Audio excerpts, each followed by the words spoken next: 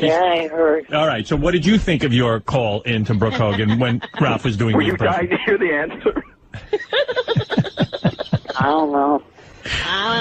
Did you like Ralph's question? No. All right, so that's my point. I'm allowing you to call in for anyone you want to. I'll even put you on with Brooke Hogan. But you've got to, come up with a question. Do you like Hogan's Heroes? Are you related to Hogan of Hogan's Heroes? Look, Eric, I'm going to ask you a question now, all right? F married Brooke Hogan, Kelly Clarkson, John Cena. Ooh. Oh. Well, because I'm straight, I guess I had to put Cena in the department. Okay. Well, if you really feel that way. And, I guess Kelly in the F, and then Brooke in the Mary. Oh. Oh, what a couple. All right. I want to marry you. Oh, All right. will you marry me? I'm on my bended knee. Can't you tell? Well, very good. And thank you, Eric. And I will put you through any time you want, but please use the airtime in a consistent manner where you ask good questions. I only hung up on you because I felt the audience was being bored. Eric, you should work up some questions throughout the week and then call in and run them by Howard. You know what his question will now be? Brooke, did you hear when I did the F Mary that I married you? Yeah. Oh, that would not be my question. Right. Oh, come on. You bring that up. You've got 2 weeks to prepare for your Brooke Hogan appearance. But ask him about how long it took him to airbrush her on the in that FHM, Eric. You think that was airbrushed? Oh, please. Stretch, airbrush, manipulated, whatever they could do to it. No. Right, Eric? Oh, when my roommate and I saw her, she looked pretty hot. I agree. I saw her here in person. She looked real good. All right, Eric, thank you. Ralph, thank you. I've got to finish up the show now and get to Robin with the news and John Hine and, of course, the great Steve Langford. Right. Wait, thank you. Wait, I have another question. What is your question? Robin. You guys probably would not want me asking this. Robin, what kind of guys have gas any do you idea? put in your car? Well, What is your question, Eric? I wanted to know if you guys could ask when the DVDs of the seasons 1 through 3 are supposed, or 1 through 2 are supposed to come out of Hogan Knows Best. What was that? Oh, geez. You probably won't want me asking it. I wanted to know when seasons 1 and 2 of Hogan Knows Best will be on DVD. Listen, Eric, you got a lot of work ahead of you. I got to go right now. And I'll speak to you soon. And Ralph, thank you. And thank you, Eric. Okay. All right. Bye for now. The release date is... All right. Thank you. Bye. All right. Bye for now. I can't call Tower Records. That's nice. How long does it take for paint to dry? Somebody... Yeah. Should we let Eric the Midget ask one question before the song? He has a question of Hulk, maybe. Yeah, he loves short, Hulk. Do you mind Hulk talking to Eric? No, where's Eric the Midget? Eric. Good morning. Hi, Eric. Hi, Eric. I'll let you ask one question. And I told you to practice the question, and don't screw it up. Here we go. Go ahead. I was just wondering if you had any plans of working with any other producers in the future. You know, if there's any other producers that you would like to work with.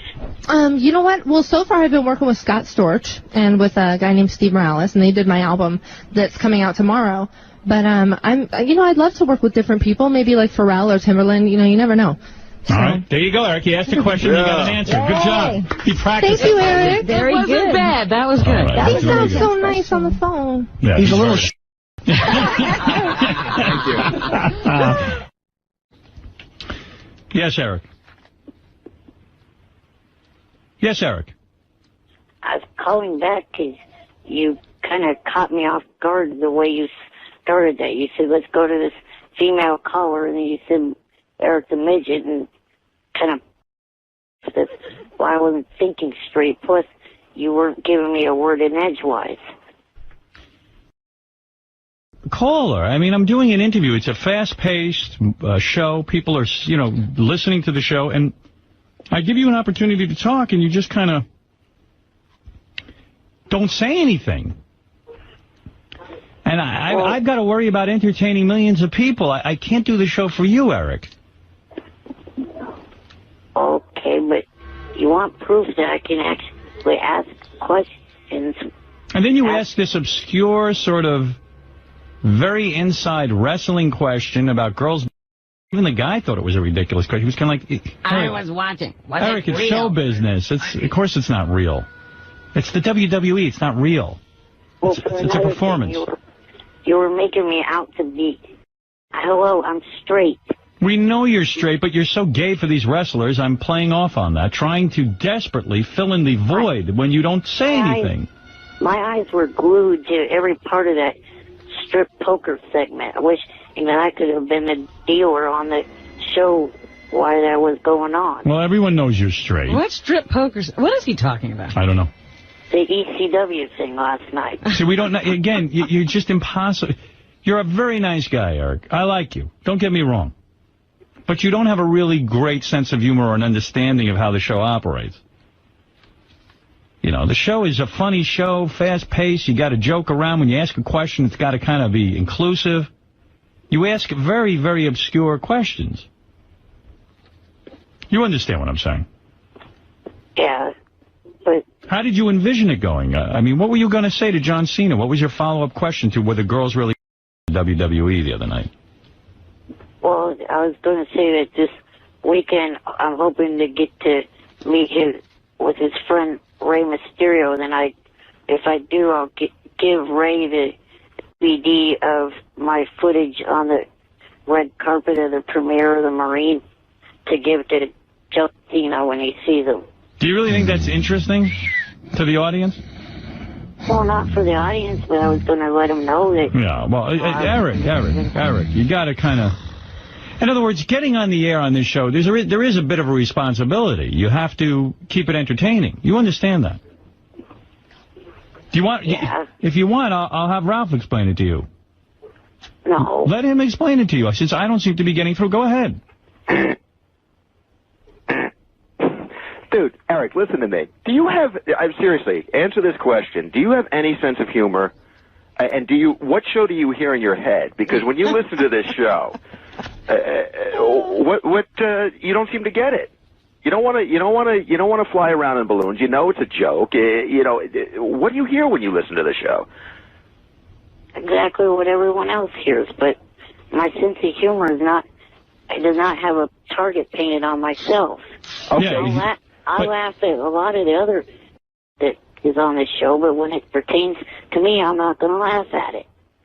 So what makes you laugh on the show? What do you really get a kick out of? Some of the other jokes that are, pertain to the other people that have to do with the show. So you don't think that somebody's getting a kick out of you in the same way you're getting a kick out of somebody else? You can't see that you're just as goofable as everybody else? I guess probably.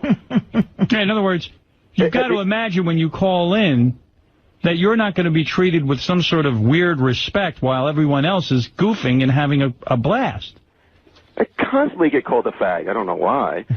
But, also, it's got to be interesting. I mean, the world doesn't want to hear you talking to Cena about whatever the talk about.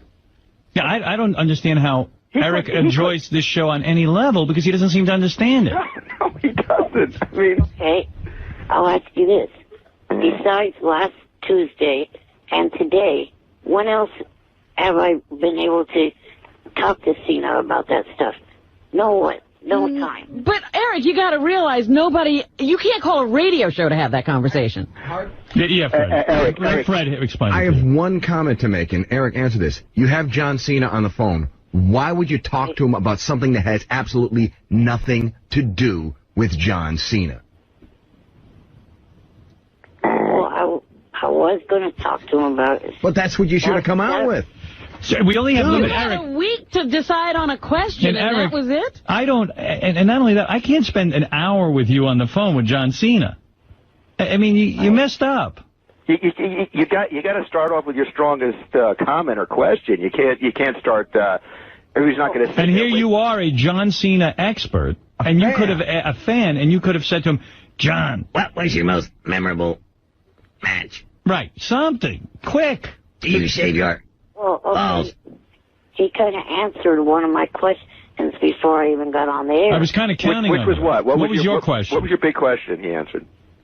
Was I was going to ask him, you know, if he had a crush on Kelly Carlson, but he answered that before I got on the air by saying that she was married. So maybe then you hang up. But Eric, Yeah, your question's gone. You move on. Yeah. who gives a shit who he has a crush on? You know, What do Captain you know- Jenks. What do you know about him? Isn't he like a singer or something, Eric?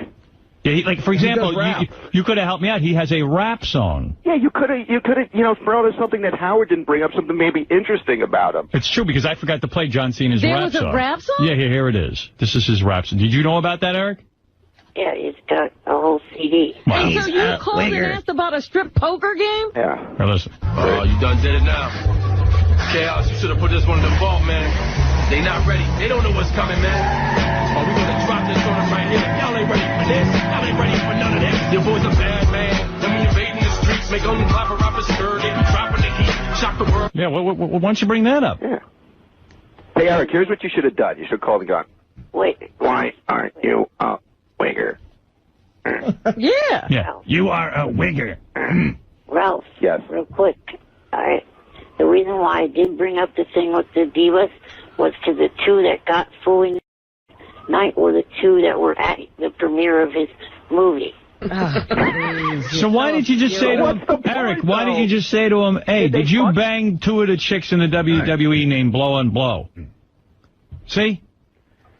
Eric, you said that you were going to call last week. You were thinking about this question for a week. Captain Jenks, what do you want to say?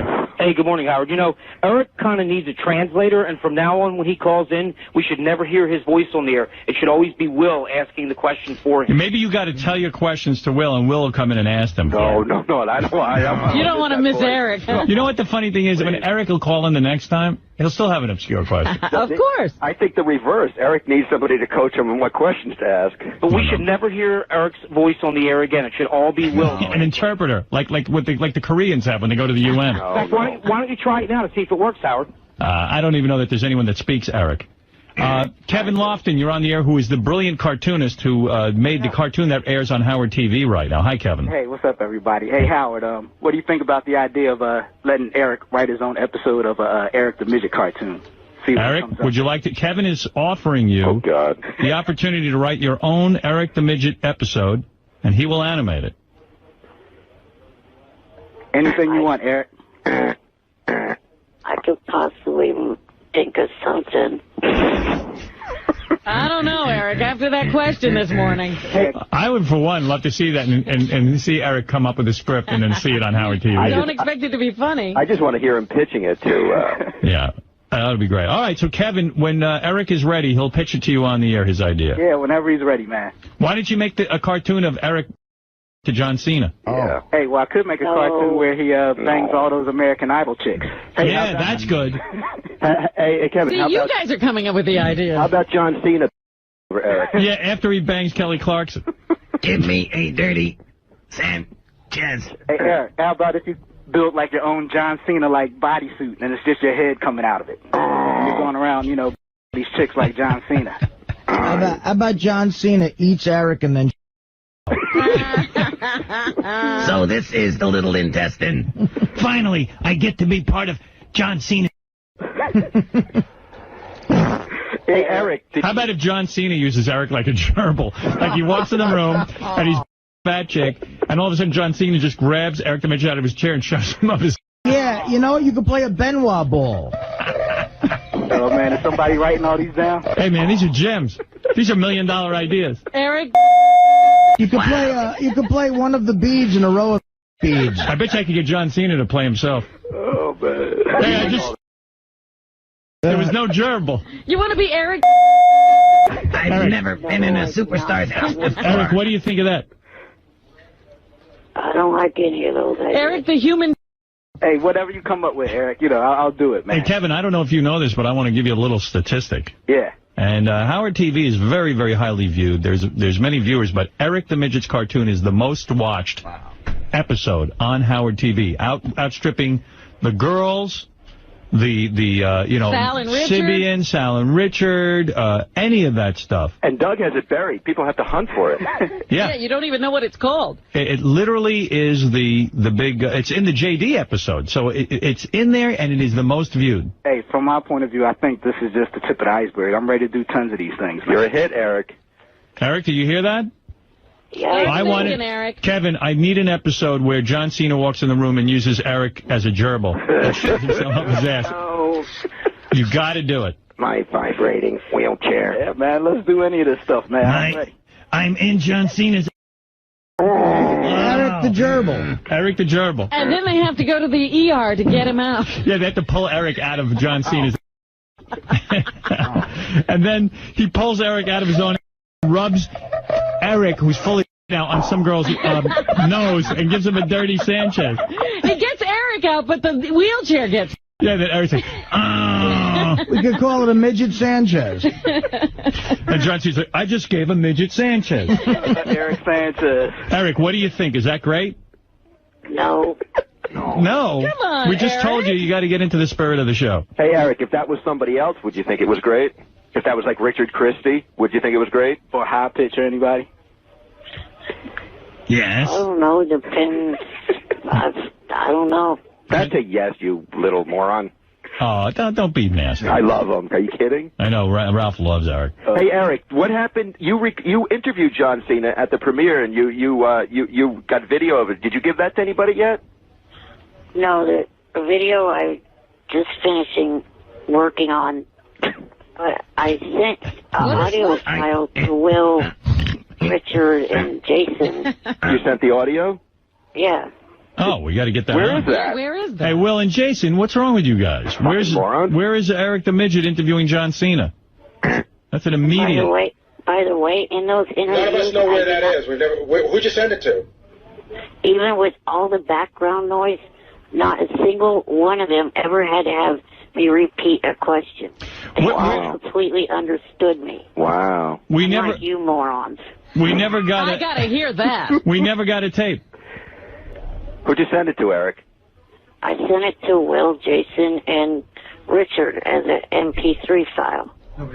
Nobody got it, Gary? On an MP3? And you know what's funny, too? The WWE guy was here, the publicist, and he said that on the red carpet, they asked him like 50 times, are you sure you have batteries in that thing? You sure you know how it's working? Yes, no problem. So finally, one of the Fox people walked over because they could see that the light wasn't on, and they were like the batteries weren't working. But he was insistent that it was working. Eric, you don't even know how to work your tape recorder.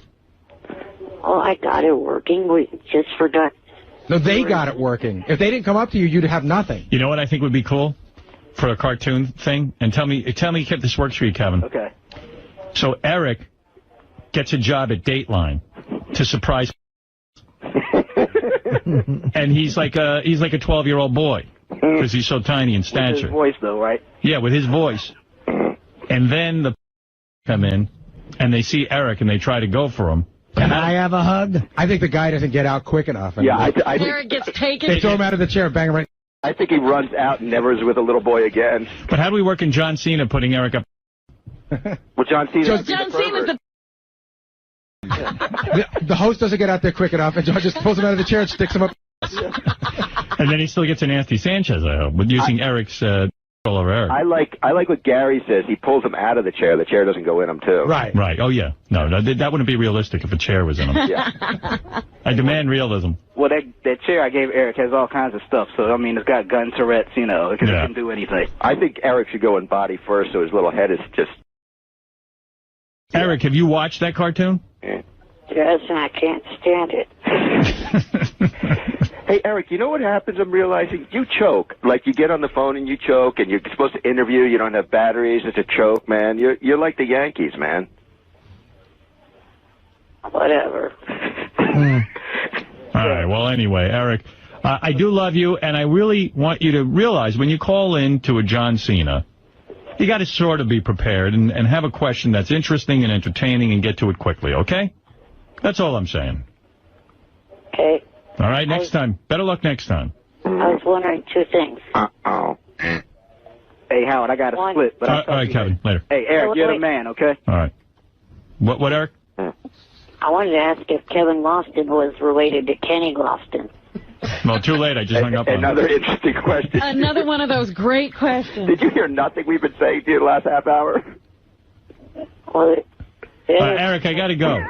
The question is, when is Brooke Hogan due to come in? I melt when I hear his voice.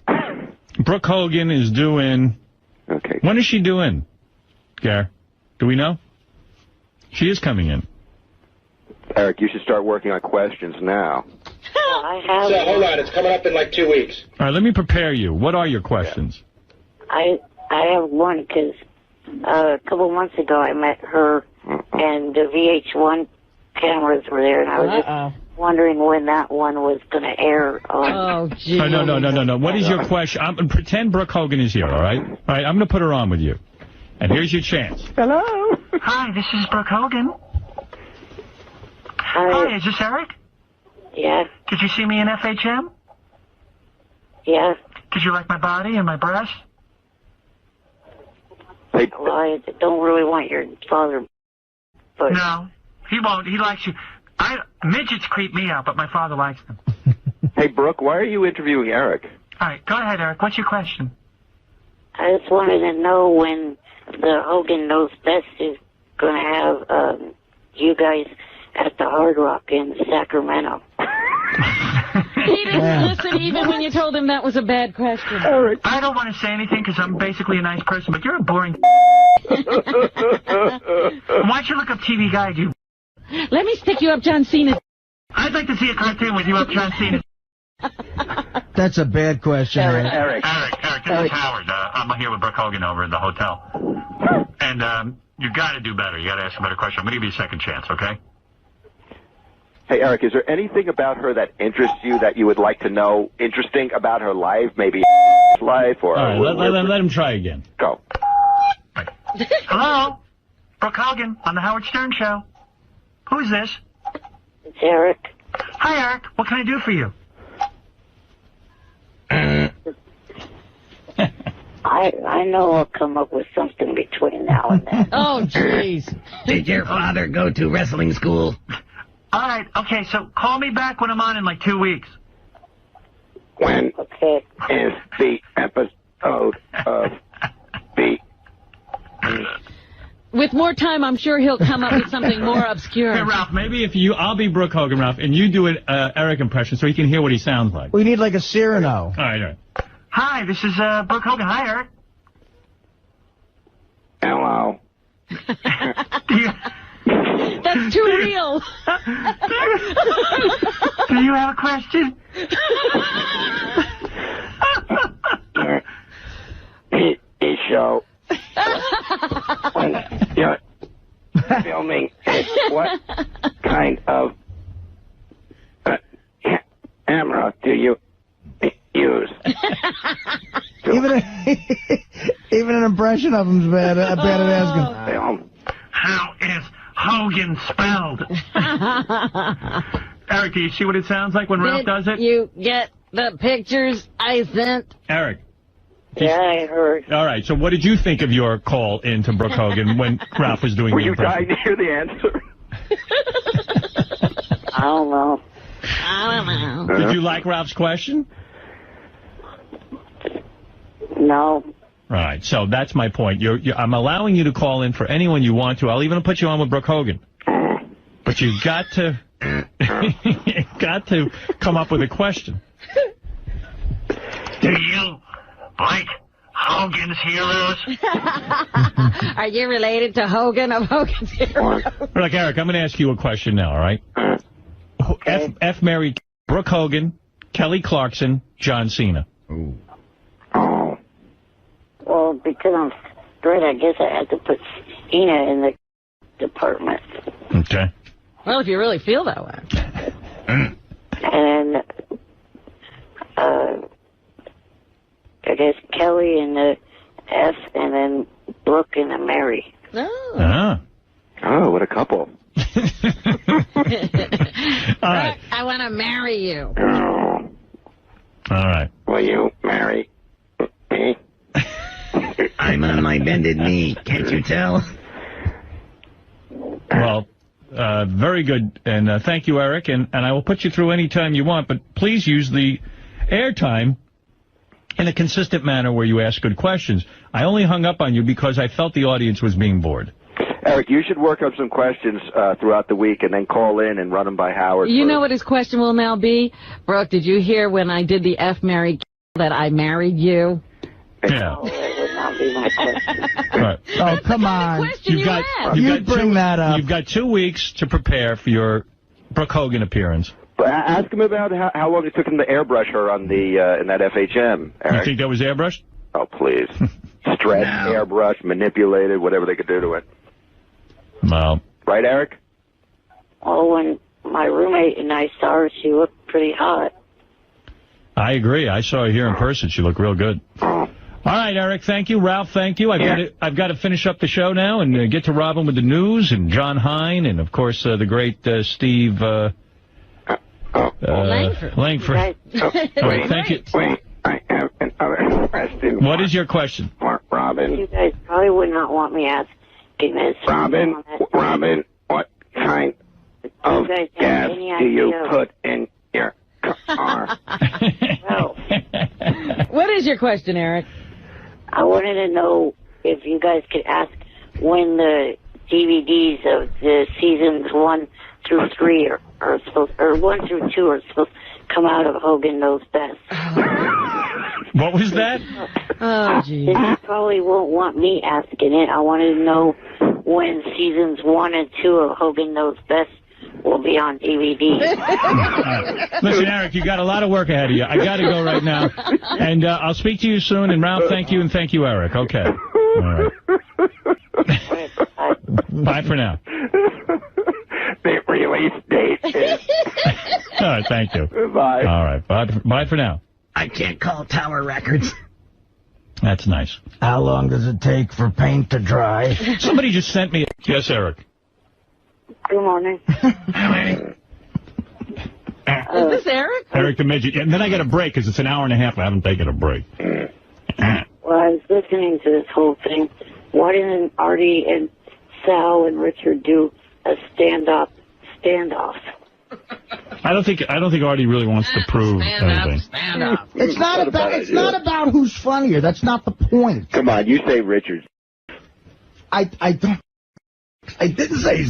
You said he was green, that he Exactly. needs time on stage. He's better than I was for doing it that long. That's for sure. All right, there you go. That's a nice compliment. That actually is the truth. I've heard what Artie says to I don't even Richard. know what that means. He said at this point in Artie's development, he wasn't as good as Richards. Exactly. What he said. That's what I'm saying. It's a compliment. What do you want, Eric? Well, I just wanted to say,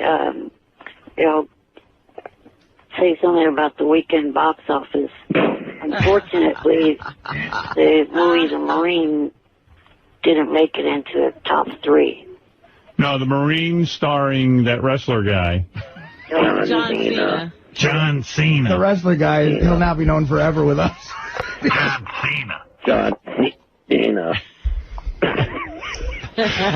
Yeah. How much money did it make, Eric? $2. They never reported on the news. I think the last movie they reported was Man of the Year, maybe Right. number 4, I think. The number 1 movie was this sequel to it was Sarah Michelle Gellar. The Grudge. Which was what, Eric? The Grudge 2. No, let him say it. Oh. You say it, Eric. The Grudge 2. Movies are like just money makers. What was the second one?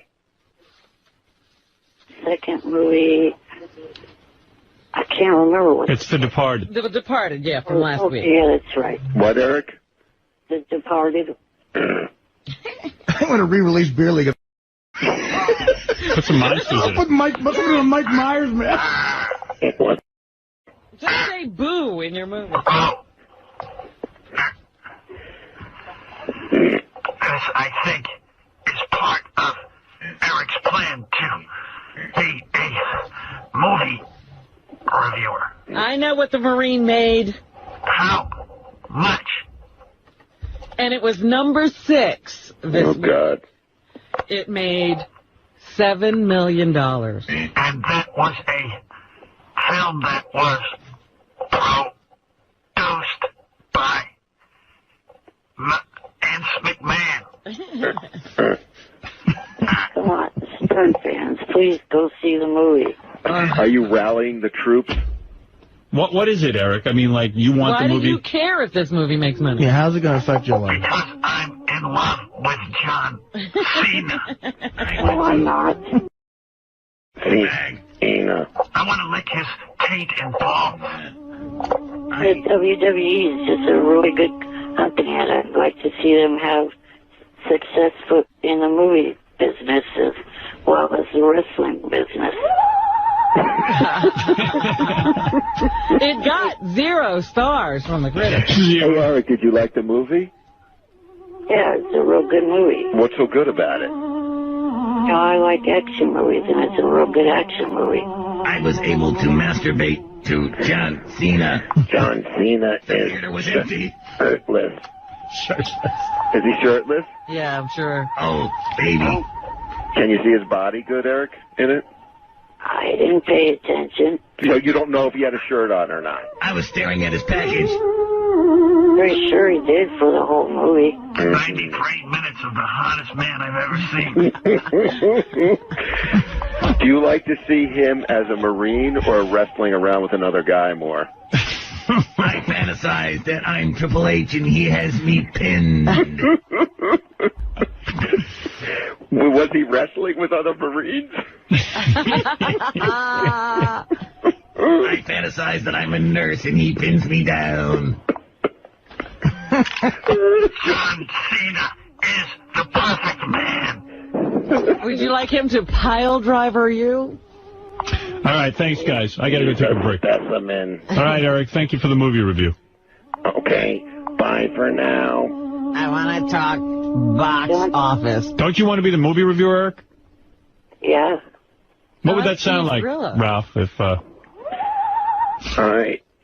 saw the Arden. The Arden? With Eccleston. He wore his shirt most of the movie. I didn't get to see his package. See, Ralph, wouldn't that be fun to do out of your apartment as well? See? Thank you, guys. All right, Eric, thank you, and thank you, Ralph. And remember Eric's message that everyone should go see the movie with John Cena, the Marine. So getting back to so Eric the Midget is again. Here's Eric the Midget. Well, this message is for your big-nosed, retarded boss. Listen up, you. Johnny and I tried to call you Thursday, yesterday, and today. All 3 days you left us on hold for hours on end. You ignorant, retarded. Stop doing that. Johnny wanted to promote his pasta sauce, and I wanted to actually do something called agreeing to the balloon stunt. But you could... Yes. No. You've been leaving me on hold for that long.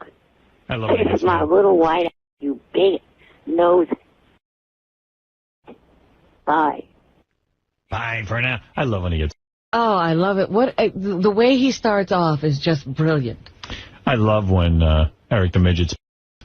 But I saw those guys on... Johnny's on the phone with Eric. It's a whole... Yesterday we had a huge show, busy show, and it's like, I can't get to it. So hang up. You don't have to stay on hold. I have a show-related question, if I may. Go ahead. Why hasn't Eric the Midget got in balloons and flown around yet? Well, I think we're close to it. Eric, well, wait, let me ask him. He's on the phone. Eric has called in every day this week. Oh, my God, I'm so excited. Are you a big Eric the Midget fan? I'm a very big Eric the Midget fan. I'm very upset for him about the Katie Couric debacle. What do you mean? That she took his sign-off. That was...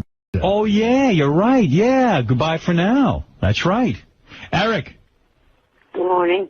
Evidently, your 2 biggest fans are here. Sarah Silverman, the comedian. Are you a fan of hers? Yeah. Yes, now. and Jimmy Kimmel from Jimmy Kimmel Live. Good morning. Good morning. Good morning. Howard? Yes. You know, Katie Couric did not do Good Night for Now last night. I know, she she dropped changes it every night. Oh, she's trying out different things. She changed it to, this is a sticky situation. What, Eric, answer Jimmy's question. Jimmy wants to see you fly with balloons. Sarah wants to see you fly with balloons. Why are you not flying with balloons? Why are you not flying? Jimmy, I'll tell you the snag. Eric wants me to sign a document drawn up by his lawyer. He has a lawyer. That would hold me responsible for anything that happens to him during balloon flying. Right. And I said to him, look, yes, guys don't make people sign things. Steve-O doesn't come in here and make me sign a document before he has darts put. I don't want to sign anything. I think you should sign it. What more could happen to him that God hasn't already done already? Yeah, but that's the point. He'll say, oh, my neck hurts. And then he'll go in front of a jury, and I'll be responsible. And you know he's not even for real. Yeah, we've seen that song and dance, Eric. I mean, I can't risk that. Eric's going to die at any moment, probably anyway. Can't blame us for that. No, I'm not. What do you mean, no, you're not? Please. You're very fragile, You my told friend. us you'd already lived past your life expectancy. Yeah, my luck, you'll come on here, fly by balloons, and have a little heart attack. Right. Yeah, it's all gravy now. Right. I don't believe that Eric is cowardly enough to have a lawyer draw up a document. I bet that's some lawyer getting involved and saying, "Hey, Eric, look at this. We should do this. We could cover you. Who knows? Maybe we'll make some money out of this deal." That can't be Eric's idea. Howard's putting words in my mouth. Right. There's not even a lawyer involved. Right. So I don't never even talk to a lawyer. But you wanted us to sign a document. I assume that you are a litigious little midget because you immediately brought up the law, that I'm signing a document. I assumed you had a lawyer when you asked me to sign a document. You wrote this up yourself? No, A clown drew it up for him. Well, if you wrote it yourself, you'll sign it. If it's in crayon, he'll sign it. You're what we call a litigious. Litigious. You're a litigious, midget. Eric?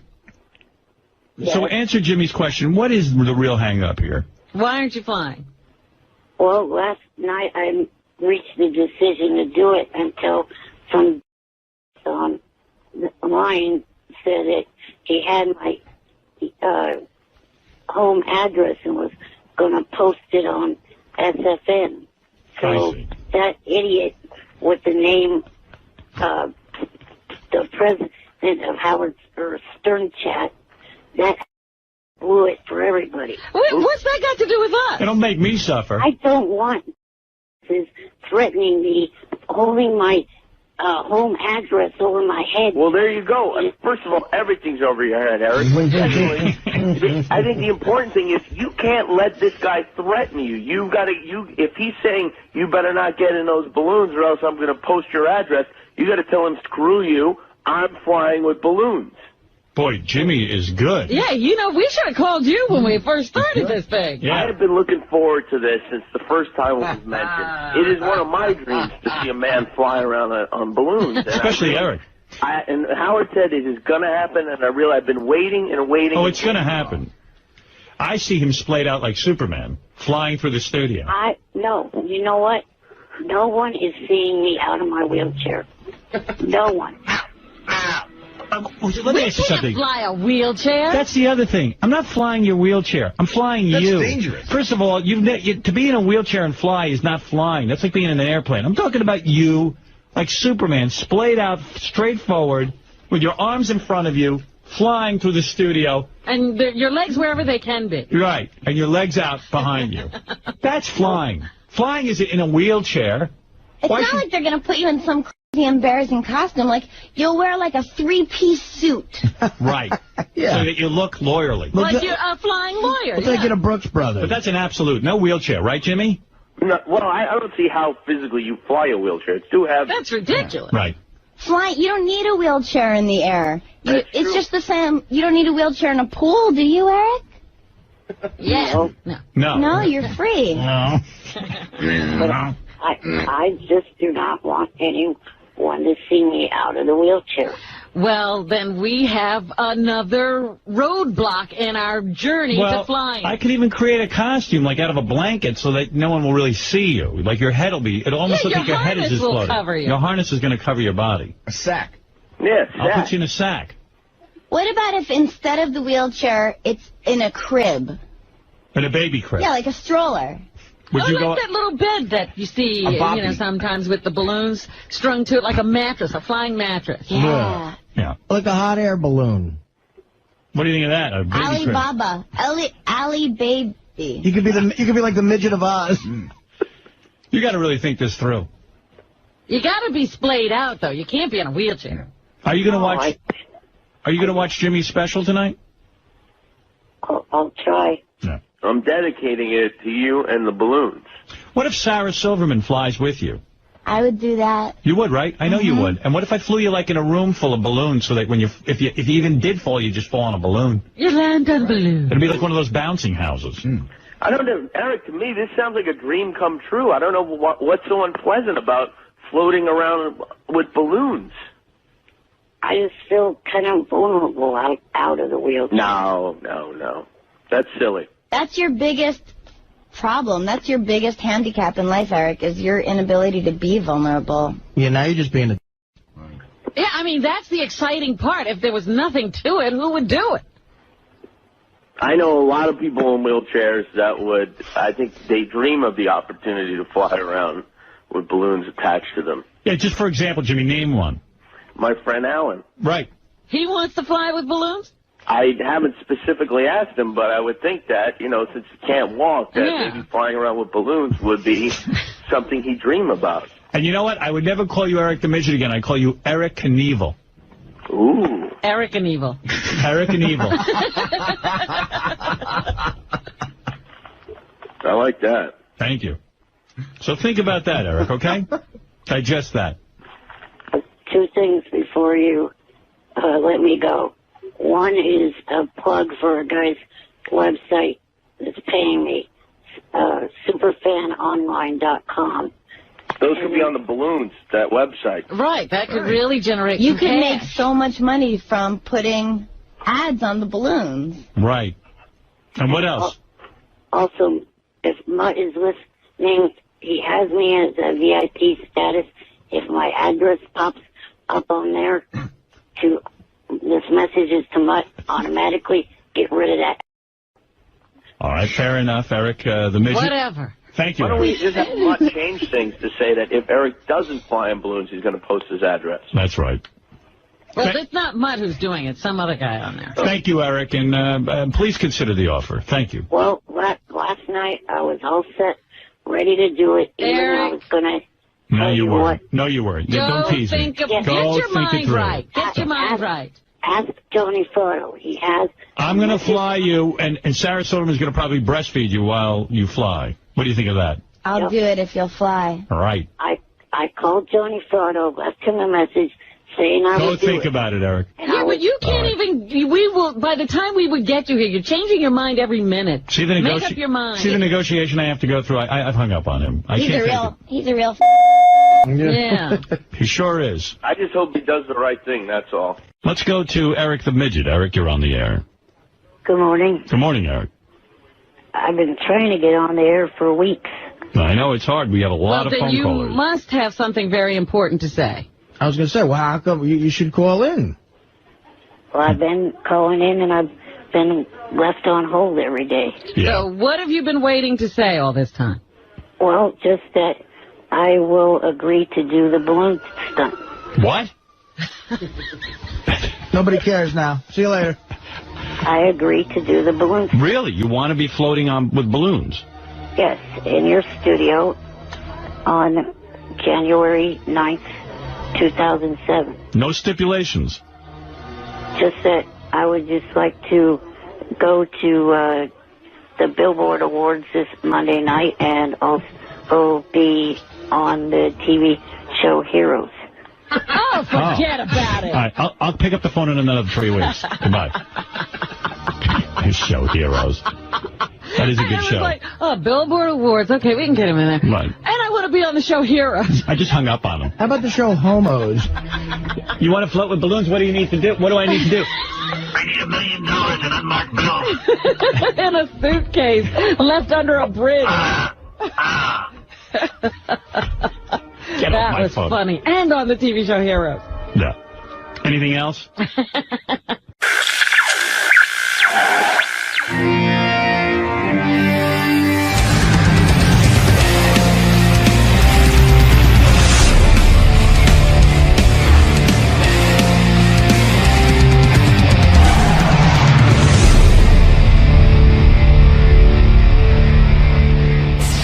Some dude is out here, Mr. Jaeger, whatever his name is. His name's Dale. Dale Jaeger. He's a criminal analyst, and I think this jerk-off knows him, so that doesn't mean anything to me, but we're going to bring him in. I think I've met Are you the guy who's calling a jerk? I would never call you. I think I've met him before through my criminal dealings. Oh, your criminal dealings, Mr. CSI. Oh, God, right. I'm going to America's Most Not Wanted. Ronnie, either way, he's going to be analyzing some members of the staff. Yeah, good. Let him analyze me, because I'm off my fucking rocker. Yeah, exactly. That's You're an right. easy case Yeah, study. you think I know? Dude, you don't think I know I'm going to be analyzing this fucking deal? Think I'm stupid? Dale? Hi, how are Good you? morning, sir. How are you? I'm alive, so it's good. It's hot. You're here to do some analysis. Profiling, yes. Profiling. Hi, Lisa. Were you asked to come here? How did this all come about? Wolfie had talked to Gary and Will about it, so Okay. they had asked me to come in and profile some of the staff. I guess they're going to do a game out of it. I'm going to talk about the Colorado shooting, some things people don't know, and going to talk about forensic psychology. Are you familiar with the Stern Show staff? Is there any? Oh, yeah. Are there any? Been listening since '85. So. Okay, so you have.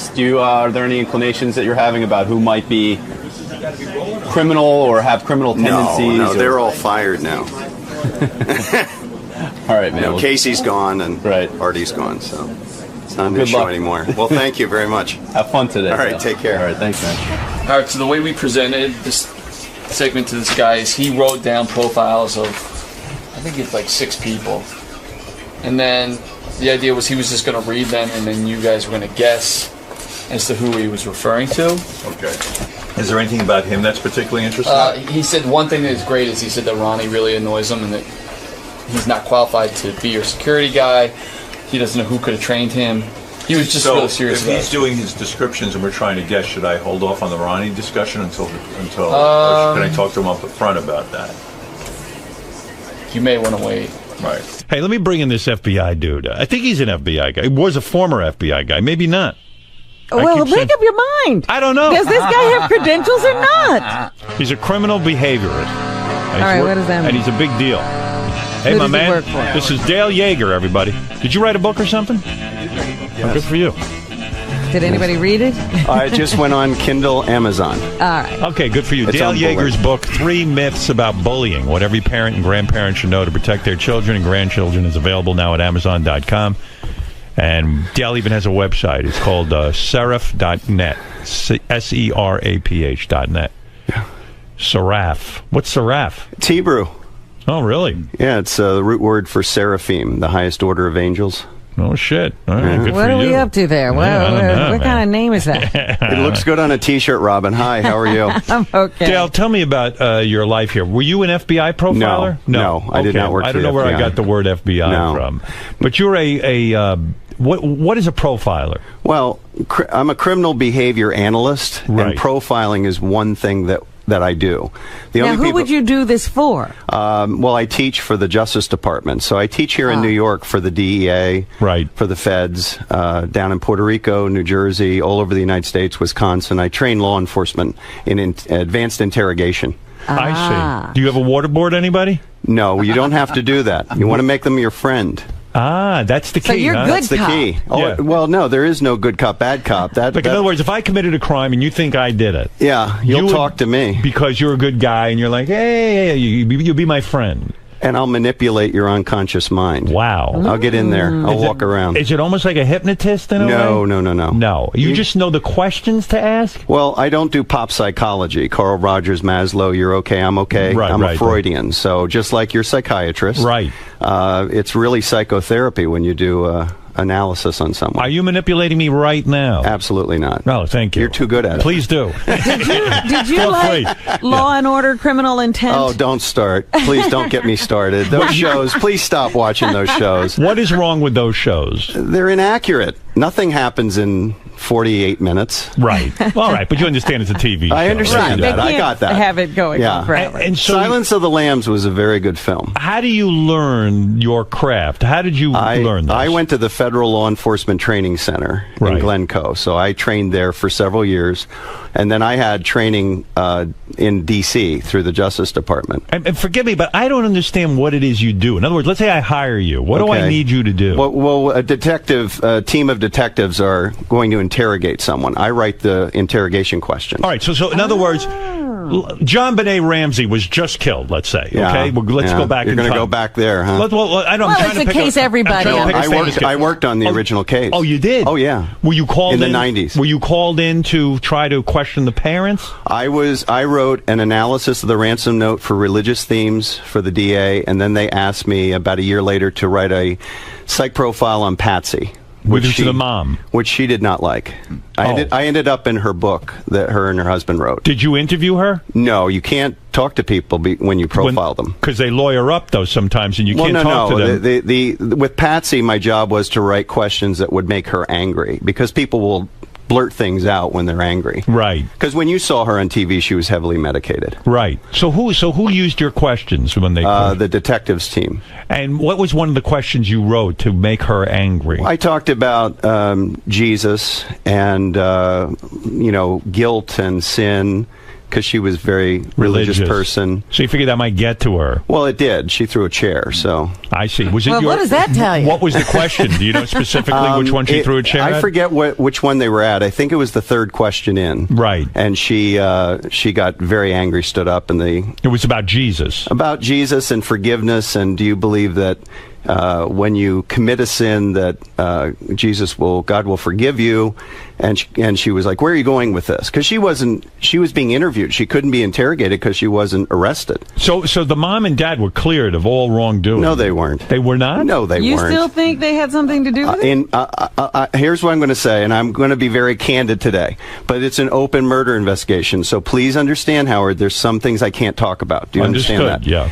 In my personal opinion, the evidence is very clear that Patsy killed her daughter. That's your opinion. That's my opinion. But the law having has never, worked on... let's be fair to her memory. Isn't she dead now? Yeah, she's dead. Yeah. Yeah, but you came to that conclusion based on what? The evidence you looked at? The evidence, yeah. I worked on the case. Everybody else is giving opinions about this case. They never saw the case file. What was the thing that made you believe that she had done it? I can't talk about the evidence. I see. Sorry. But that's your belief. Did you write about that in your book? No. I've turned down a book offer about that. I didn't want to deal with it anymore. It was the only case I ever worked on that was never adjudicated, never went to trial. Didn't they find some guy who confessed to it? No. We had already interviewed him back in the 90s. The DA that brought that up and went to find him, she took all of our research and put it in a storage locker and said that we were all biased. There was no guy from Thailand? No. Yeah. Well, there was a guy. He was cleared back in the 90s. He was had cleared, taken the time to read the information. I see. So it's still considered an open It is case an open murder never investigation in Colorado, yeah. Wow. And since then, the woman has died. Was that frustrating to you because of your beliefs? Yeah. Because this little girl deserved justice. And my son was the same age as John Benet at the time of the murder. Right. So you took it to heart. So as a parent, it really bothered me. So you really know your stuff. Can you tell us what you think the reason for... Was it like an anger thing? Jealousy? Accidental... No, it wasn't jealousy. It was she felt that she was losing her daughter, control of her daughter. And that's all I can say. It had nothing to do with jealousy. That's your opinion. That's my opinion, yes. Right. And the opinion of the original team that worked on it. Steve Thomas wrote a book, if you want to read a great book about that case. And you felt that was an accurate book? Absolutely. He was the chief detective. I mean, I worked for him. So you really know your stuff. You've been a criminal behavior analyst since 1988. You work in criminal psychology, forensic psychology, sex crimes, crime scene forensics, and domestic terrorism analysis. Yes. So, I mean, you know your stuff. Yes. Are you a top expert? For the Justice Department, I'm a subject matter expert, yes, for the Hyde and the McLaughlin programs. It's impressive. You've also been on the Oprah show. Why were you on that show? Talking about date rape. I see. She didn't like what I had to say. What did you say?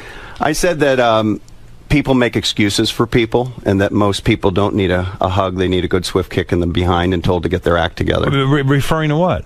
Coddling. People being coddled, and we got away from the date rape thing and started talking about pop psychology. Oh, you're talking about raising people? Yeah, how parents raise children, they're codependent with them, like Wolfie's interviews. They always drive me crazy. They do? Yeah, like they drive you crazy. Does our show drive you crazy? I've been listening since ¡85. All right, so I grew up with you people. So this is what Wolfie actually... Oh, well, then I just dispute everything you just said. Wolfie, any guy who listens to us can't know what he's talking about. In fact, because you're so highly credentialed, I became interested in you because Wolfie suggested you come on the show because you have profiled some of the people on our show. Is that correct? Yeah, about a year ago. Just keep up my chops. I only work as a consultant on about 6 or 7 criminal cases a year. Right. So to keep my... you got to use it or you lose it. So I did it just for fun about a year ago. Would it be a fun game right now if you were to describe a analysis of a person and we try to guess who that person is? Yes. Would that work? Some people are going to be very unhappy. I have 6 profiles in my pocket. Robin, would you like to play with us? I would love that. I would love it too. I like this game. All right, here he is, Dale Yeager. His book, 3 Myths About Bullying, What Every Parent and Grandparent Should Know. You can check out Dale's website at seraph.net, seraph.net. He is a expert profiler. He has trained the Federal Law Enforcement Training Center from 2005 to 2008. He has multiple Justice Department clearances. He is one of the only 60 forensic profilers in North America. And, more impressively, he's been on Oprah, which is everyone. So, I assume these profiles are highly accurate. Oh, they're very accurate. People aren't going to like them, but they're accurate. All right. Describe person number 1, and we'll see if we can guess. Fred, are you in playing on this one? Yeah. A conflicted person unable to transition from a previously successful career to a modestly successful position now. A chameleon-like personality who adjusts behavior depending on the people they are currently spending time with. Continued attempts at resurrecting the perceived success of the previous career, insecure about physical image, vacillates between fashion that covers up and fashion that enhances gender. That is Sal Governale. Well, he didn't have a successful career before. Well, I think that this guy's confused. Let me think. Is that Sal, you think? Well, that's my opinion. I mean, it's a terrible profile, right, Fred? Who had a lot of success? I have a guess, but is it? I'll just ask one quick. Can I ask one question? Don't peek, Fred. No, I'm not peeking. I can't even see. I can't even see. Okay. Is this someone who used to work with the show? No, they're currently here. Currently here. They're outside. Holy shit! Wow. I'm telling you, it's Sal. Is Robin right? Incorrect. Oh, Incorrect. You're kidding. All right, Robin, your guess is no good. All right. I actually didn't profile Sal. Oh, wow. Interesting. Well, that's Who the one wants we to do need. that? That's frightening. Wait. Currently here. Currently here. Transitioning from a successful career to a less You had a successful career, Robin. And this is you were you were in the military. You were an Air Force captain. I've had 50 careers. I'm going to take a really shitty guess. If it's someone who's currently on staff, is it John Lieberman? No. Jesus. Who the hell could profile him? Who the hell had a successful career? Everyone here is such a loser. When you find out, it'll make sense. Really? I never had a successful career except for this. The key is the last. Can I hear the last sentence again? Insecure about physical image, vacillates between fashion that covers up and fashion that enhances gender. Enhances gender. I don't have a clue. Who is it? Lisa G. Lisa G. Whoa. You know, Jim McClure, who's sitting here with interesting. me, figured it out. He said Lisa G. Yeah. Now read that again about her. A conflicted person unable to transition from a previously successful career to a modestly successful position now. A chameleon-like personality who adjusts behavior depending on the people they are currently spending time with. Continued attempts at resurrecting the perceived success of the previous career.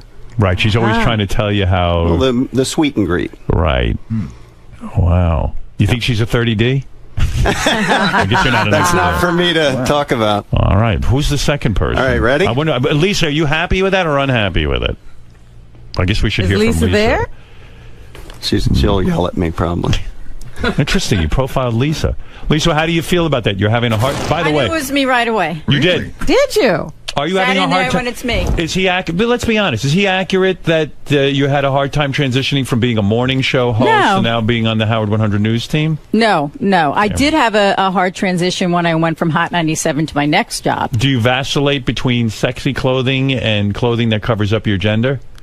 No, I think I pretty much dress the same every day. I don't think it's one way or the other. I think you cover up your gender every day. It's in more formal informal type situations, like on red carpet, she wears things that enhance gender. Well, I'm not in studio, so yeah, that makes sense. All right, interesting. Anything else to say about Lisa while she's here?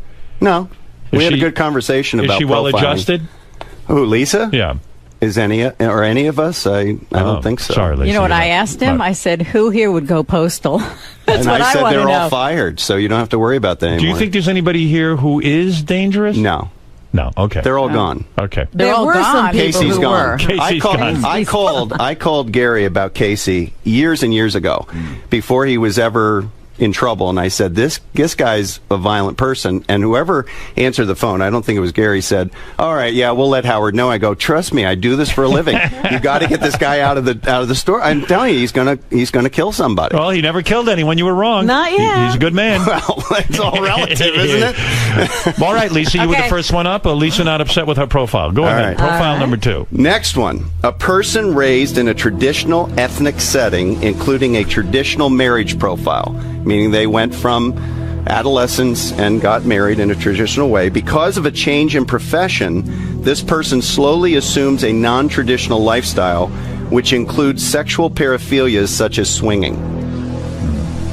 No, I'm thinking... Now, do you want me to explain what a paraphilia is? Yeah. Okay, a fetish is when you sexualize an object, like a shoe fetish. Right. A sexual paraphilia is any kind of sexual behavior outside the norm of oral sex and intercourse. So bestiality, it's an action, or an activity. Swinging. Didn't Scott once say he was a swinger or something?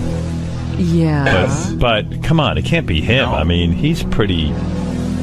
He doesn't he didn't do that out of fame. Key clue is the second statement. Which is, say that again. Because of a change in profession, this person slowly assumes a non-traditional lifestyle, which includes sexual paraphilias such as swinging. It's Benji. No. All right, I'm wrong. Robin, you want to take a guess? I'm still processing the information. A change in professions. Yeah, you got a point there. That wouldn't be Benji. Who is it, Fred? Again, I've been wrong 2 times already, so why not go for a third? I'll say Sal. No. I'm going to say it's Ronnie. He said he didn't profile Ronnie. Sal. It's right. It's Ronnie. Right. Of course. Think about it. You're right. He did. Because, he went berserk. He tried to become you. Oh, I think he thinks he is me. Because he watches me all the time. Yeah. And then sometimes sort of unconsciously he starts doing things like I'm waiting for him to come in and yell at me. Ronnie disturbs you, huh? No, he doesn't disturb me. But it's what? Just, that's his behavior. Say it again, what his behavior is. He went from a traditional lifestyle, traditional he was a marriage limo profile, driver, he had got divorced, is now dating a very significantly younger people. Right. He's hanging around in strip clubs. Right. And obviously a swinger, in my opinion. Right. I think he profiles as that. Right. So he went from a traditional lifestyle to a very untraditional lifestyle, which includes sexual paraphilia. Right. Wow. Well, that's good. That's Not a bad guy. It's just who he is. Yeah, okay. That's who he is. So, you're in law enforcement. Is he qualified to be my bodyguard? Don't even start with that, because I will go off. What do you my mean? head will pop off my shoulders. Whoa. Seriously. I sit there listening every day. Go ahead. Since 85. That's a long time, right? Right. I take it very seriously when someone says, I'm going to protect someone's life. Now, you and I are dads. I have 2 children, daughter and son. You have 3 daughters. You're married. You have a wife. Right.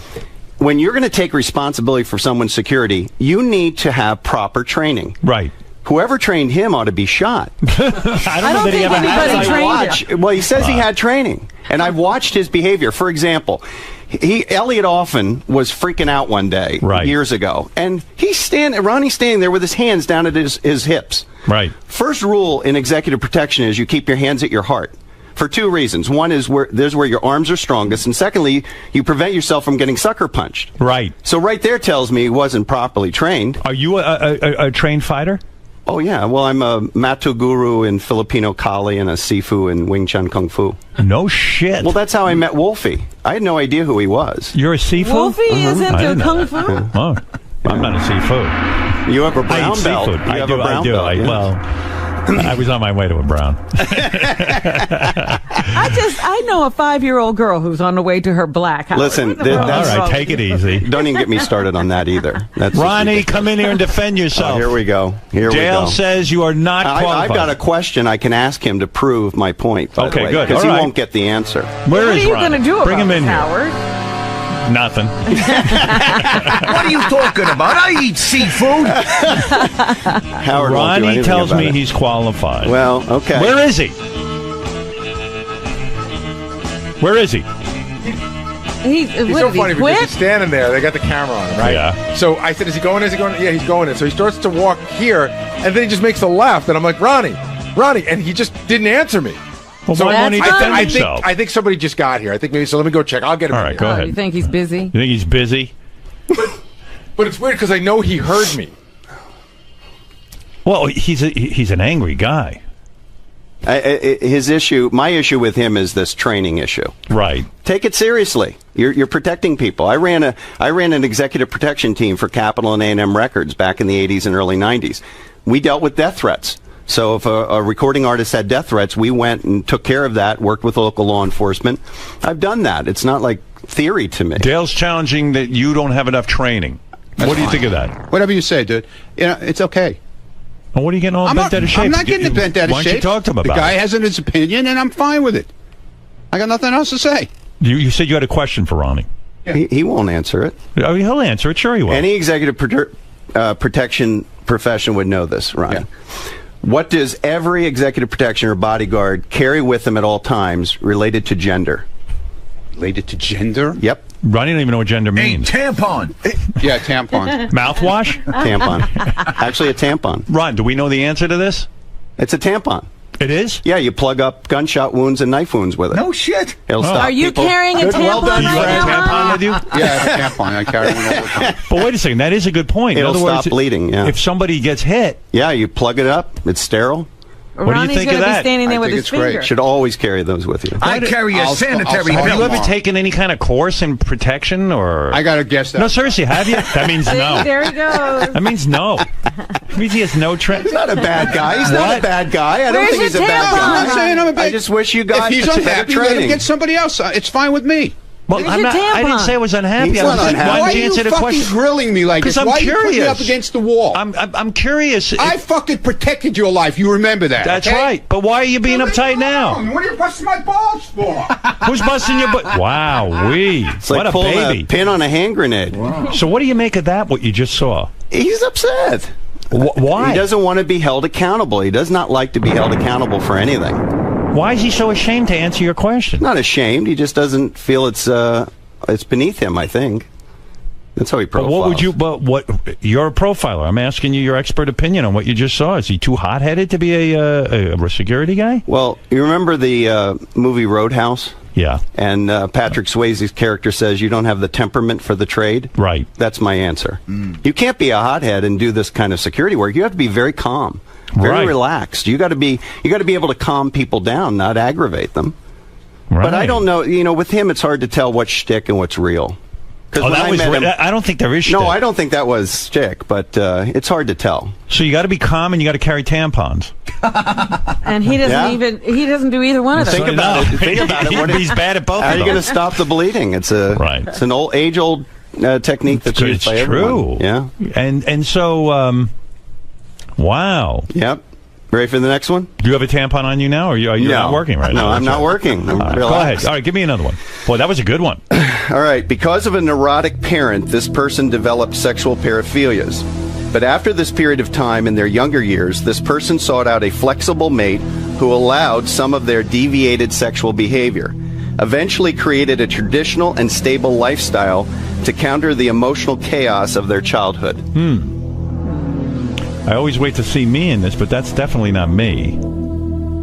Yeah, you didn't have a neurotic parent. Well, I had neurotic. I had a neurotic parent. I probably too, but I'm saying I didn't. That could be Gary. That would be my guess. She's right. It's Gary. It is? Gary, yeah. But Gary didn't, you said the sexual thing. He sought out a partner who would be flexible with his deviated sexual behavior, yeah. I don't see Mary. He didn't stop. I don't think that Mary's that flexible. He I'm didn't not sure I understand that. In my opinion, he didn't stop what he was doing when he was dating.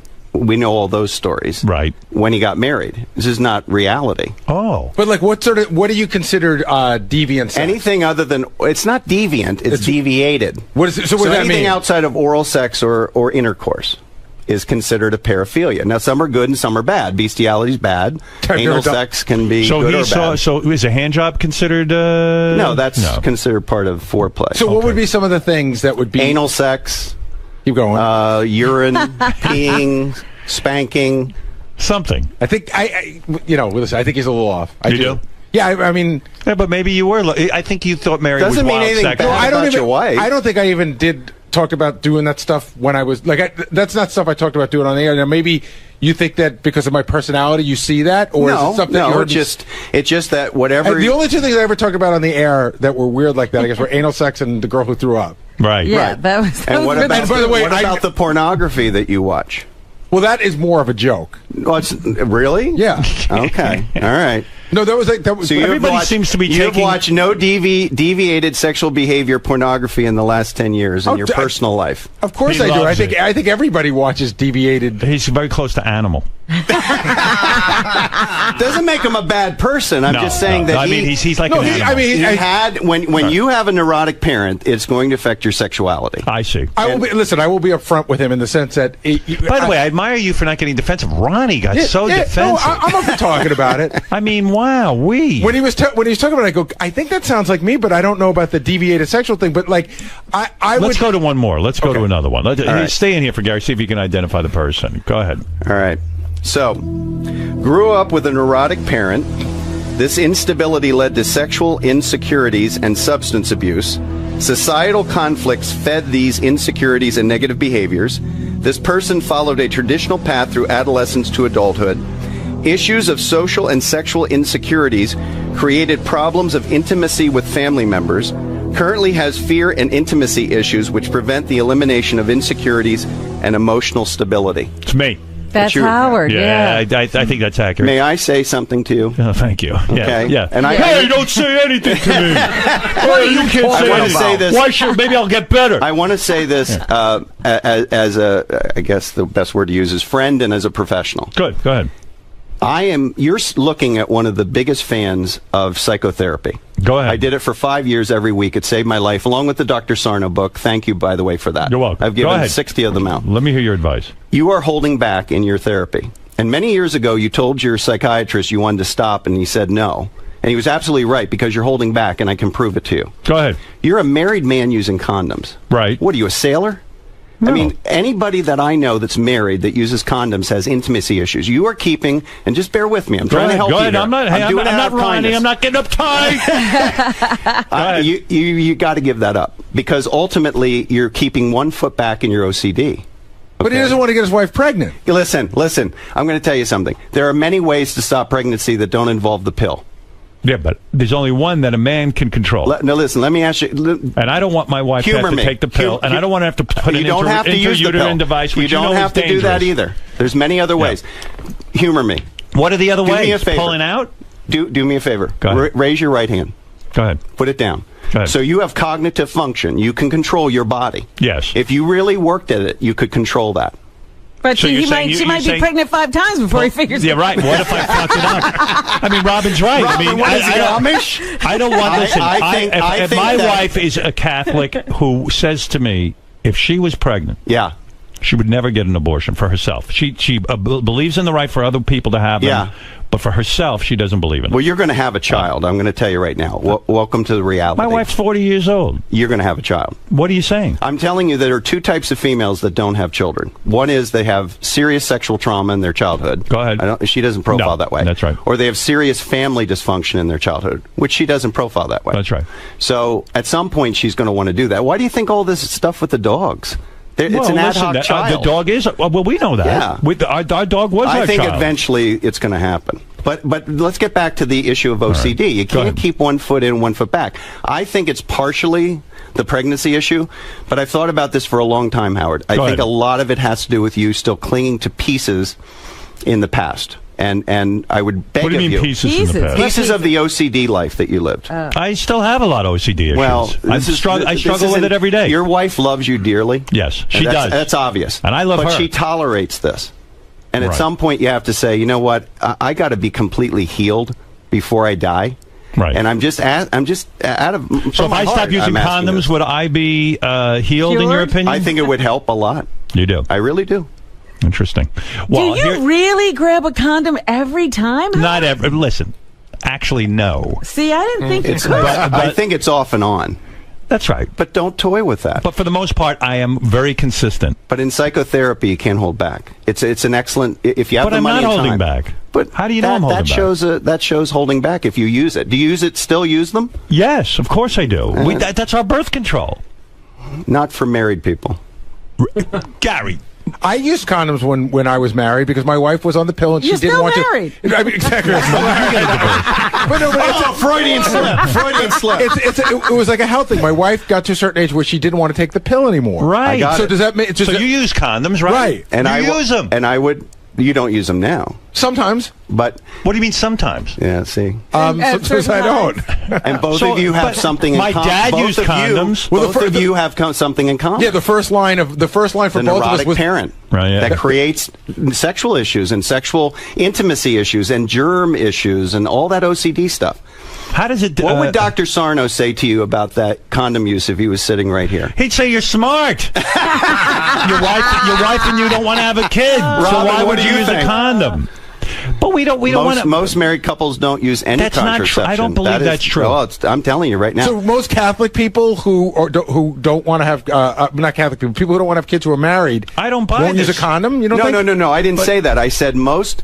If you look at the studies from the federal government. The dirty little secret is that about 70% of couples, after they've been married 20 years, do not use anything at all. They just pull out or finish when they're outside. Huh? Maybe you're right. I don't know. I'll be open to that. And you understand? I'm saying this out of kindness of my heart. I'm not taking offense. I think you've made great strides. Right. And I'm not taking offense at, but I know my dad used condoms. But ask yourself the question: are you keeping your foot in the back, still back in that world? My dad looked at me and said, "I don't want another one of these." But see, I'm in the same boat as you. Whereas Mary said, if I were to get pregnant, I would not have an abortion. Right. So and you don't want another kid. Yeah. So to me, that says, well, I don't want to have another kid. So but why did you grab them sometimes and sometimes not? Because I'm like a monkey and I can't. Yeah, but the two of you. But think about this. But think about this. Between the two of you, how many children do you have? 5.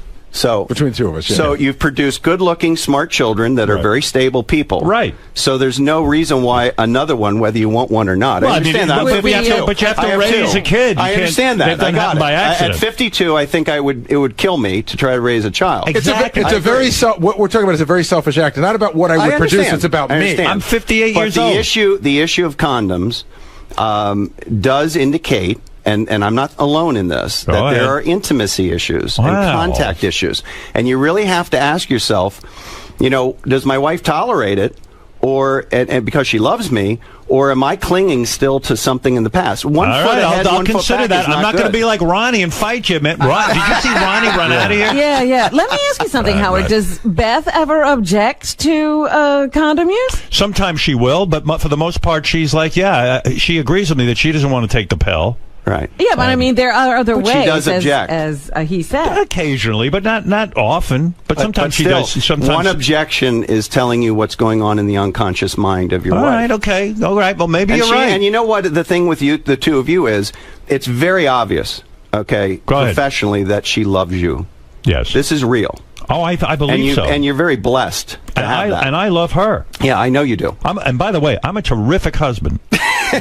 Sort of. You are. Well, I am, right? That's You see another. me Oh, better. Gary thinks you're a terrific But husband. Gary, that's another issue with Howard. One of my fears is that when you stop the Go ahead. radio show, please you make it happen soon. Listen, well, I know why you signed up, and, Right. and it had nothing to do with the radio show. It had to do with these people that you feel responsible for. Thank you. But the issue is, I'm worried you're pseudo-agoraphobic at this point. You just don't. You live in a bubble, right? And I don't like going out. I see you doing a Howard Hughes at some point. It will happen. Yeah. See, can I say Well, something? she will It doesn't have definitely to happen, object to the Howard. nails. Can I say something about that?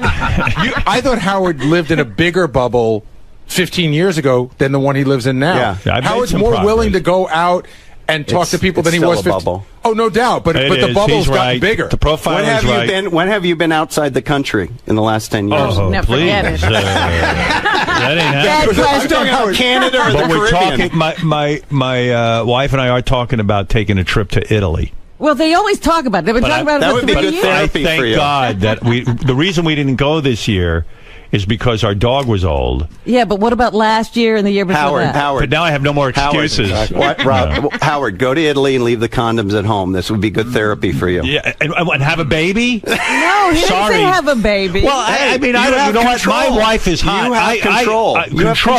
You ever hear of dribble? You have control. You know, guys who pull out. There's no sperm in the first part of that. No, so. wait a second. When you're fucking, sometimes you have he pre-cum. wants you to have a baby. Get clipped. Get clipped? Are you crazy? I'm not letting anybody touch my balls, but they can find them. Howard, was your last trip out of the country was not to the Cannes Film Festival, was it? Well, no, I went on vacation somewhere, but Mexico. But I'll never go But there. he's like outside of the don't go there. continental. No, I'm not going to Mexico. We just rescued people from Mexico. Don't go to Mexico. I've gone to a few resorts, but you know, it's almost like being in America. Yeah. You know what I mean? It's the safest thing you can do. Was that your only trip ever to Europe? No, I've been to England with Robin, and you know. Yeah, with the That was a long time there ago. a couple of times. Yeah, 100 All right, years you ago. want the next one? Ken, go ahead. You're on the air. Here we go. Yeah, here we go. Go ahead, Ken. No, I like this guy a lot. I don't necessarily agree with the using condoms because, you know, you don't want kids, Right. But this business with Ronnie, and he really makes the point. I've called Ronnie out twice on the very issues that your good guest here has called him out on. And he'll shout me down, and he'll go ape shit on a caller. But he cowers in the face of somebody who might know what he's talking about, or Ronnie possibly has a glimmer of belief he knows what I saw Ronnie get very intimidated by this gentleman. Yes. I saw Ronnie run out of the room. You chased him right out of the room. But a caller, he won't even let you get a word in. That's his thing. He yells over you. Yeah, and that just shows he's insecure. But he's not trained. He is a hothead. How many times have you talked about incidents on the road? Listen. I don't know why he was so afraid of Dale. I would answer Dale's questions. I'll answer Dale's questions all day. I ain't afraid. I mean, I just want him to, as a professional, because he does care about you. He loves you. But go get the training. Right. I mean, I was just in Brooklyn last year with my VP, Keith Instead of Mazza, going to strip clubs. training air marshals in tactics. Right. And those guys were 26 years old. I'm 52. We were throwing them around the room, and they were like, we really need to know how to handle people. I mean, I do this for a living. I've done it for real. And think I'm what just you said asking was, him to Dale, get his training. I think you were absolutely on target. Say, hey, man, go in for some training courses. Why was the guy so frightened of that? I don't know. Howard, I don't even think he loves you that much as you're saying. I think he loves the life. He loves the life. No, he loves Howard. He's very loyal to him. All right, let's go to Megan. Megan, go ahead. Hi, Howard. I have a question. So I also, like the previous caller, get the condom issue. But do you make out with Beth every time you have sex? Because to me, that's a big sign of intimacy. I don't want to talk about. I don't want to talk about my specific Nobody asked sex you of my specific. wife. Do very you loving. have foreplay? They're very loving. Do we have foreplay? Yeah. Listen, we have our thing and it works. But you don't want to tell us that you have foreplay? Of course, we have foreplay. But I do find it interesting, Howard, that you will talk about sex. You'll talk about sex with Beth, but you won't talk about making out with her. Right, which is no. Of course, I make out with my wife. What are you kidding me? Well, then answer the question. What are you making a big deal about it for? So if we don't make out and we don't have foreplay, let's say we just fuck. What are you saying? There's an intimacy problem? No, absolutely not. They're missing the point. What is the point? There's 3 types of sex. There's everyday sex, there's quickies, and there's the romantic stuff that goes on for 2-3 hours. Right. So that all is relative to. So if it's all there in some sort of combination, okay. I don't think you have that issue. Are you worried? My goodness. I'm not worried about anything. I'm having a good time. Howard's having group therapy. I'm enjoying my life with my wife. I hear Fred laughing at all this. What is this? I'm not laughing about that. Sam, go ahead. You're on the air. Thank you, Megan, by the way. Sam, go ahead. You're on the air. Yeah, Howard, hi. If your wife is ovulating and you have sperm, you didn't have a baby. That's I don't care if you had a childhood trauma or your family doesn't like you. This guy is crazy. Don't listen to him. Well, that's what I mean, condom. I mean, I don't know. I was raised that you use a condom, but what do I know? Yeah, but your dad could have had the same intimacy issues. All right. I got 2 more. You do? Oh, yeah. All right, because I got Will told me on. 6. I didn't realize Jeff was here. It's up to you. You tell me. What do you got? You got one more good one? Give me one more good one. One more good one. Give me one more good one before we say goodbye. Let's see. One more good one. Okay. Ethnic issues and family dysfunction led this person to serious social interaction and trust issues from adolescence to early adulthood. This person eventually developed a stable, traditional family life to counter the issues from childhood. Has created an area of their life related to art to express their analytical mind and emotions. Fred. Yeah. Wow. Say it again. He was what? Because he's got a lot of issues. He wants anal intrusion in that.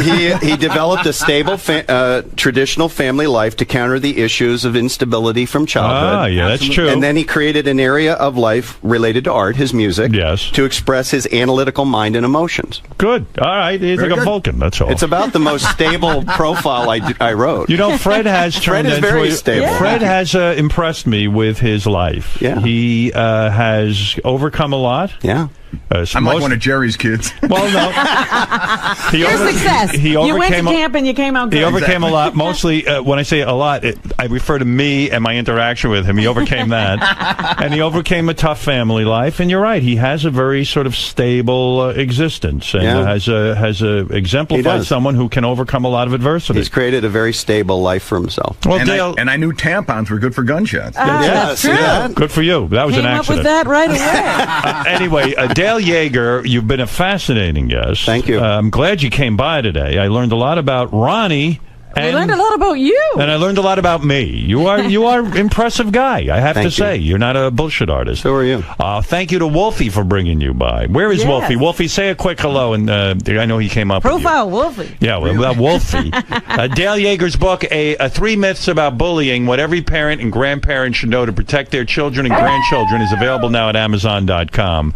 And check out Dale's website at seraph.net. Wolfie, a good call on this guy. He seems to know what he's doing. He's very accurate, very opinionated. I thought you would love him. I liked him a lot, and he blew Ronnie right out the window. What is that? The only guy who couldn't handle it was Ronnie. The second you brought up his name, he was pouting in the back. He was not going to come in at all. He's the funniest guy, isn't he? I think it's security issues. I mean, security issues, obviously. He's worried that he doesn't do a good job, and I think the spotlight was put on him today. He couldn't handle it. Definitely. Couldn't handle it. Wow. Well, Dale, you know your stuff. Thank you. And thank you. And Wolfie, later on, I'm going to be playing a interview that Wolfie did with Chick-fil-A. Very interesting stuff about Chick-fil-A.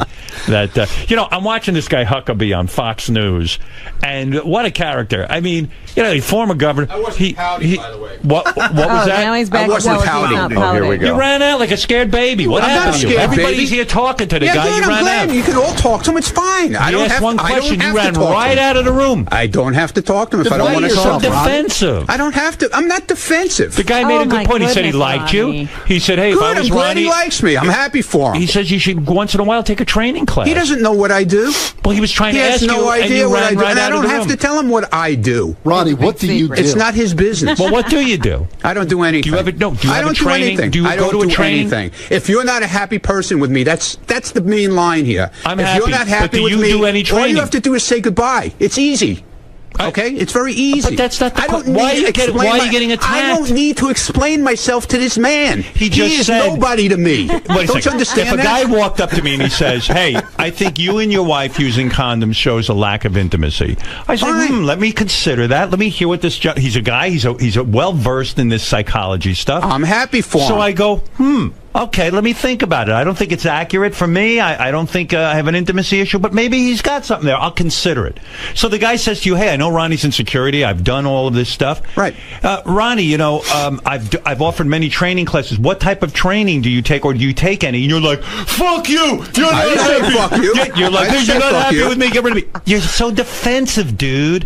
Why don't you just say to the guy, "Have a conversation"? Why are you so angry? What are you so angry with me about? I'm not angry. Look at you. You're blowing up here. Why are you blowing up? Because you're weird. I don't have to talk to this man. He's No one not said part you of my have life, to. and I don't want to. No one said you have I to. don't want to. I'm wondering why you're so afraid to talk to him. I don't want to talk to him. Why? I got no reason to talk to him. Do you respect his credentials? But Ronnie, I have no reason to professionals talk to him either. But Ronnie, professionals talk to each other about training. I don't have to talk to you. No, you don't have and to. I don't want to talk to you. I wasn't trying to have a conflict with you.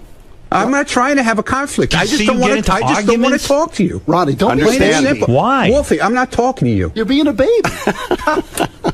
There he goes. He's going to throw the headphones No, I'm down. not throwing anything. I don't need to talk to either one of them. What does he know? Why what does he know about me? I mean, you don't have to talk to anybody, but why are you afraid to talk to these guys? I don't want to talk to him. Why? Okay? Can you tell me why? I just don't feel like it. Some people you do talk to and some you don't. Yeah, well, I talk Why to who I these feel two? like talking to. Why these two? Okay? He And can it's like help every you. time that one of these things comes up, it's you who likes to fucking put me on the burner. Me? The Yeah, guy- and you're happy to do it. The guy put me on the burner. You know Do you what? see me getting No, upset? but you're happy to do it because you know it riles me up. But what okay? about me? And you He love just doing put it. me- he just put me on the burner. If you're happy, I'm happy. But if you're not happy with me, then we got a problem. Did I say we have a real do you problem? see what you're doing?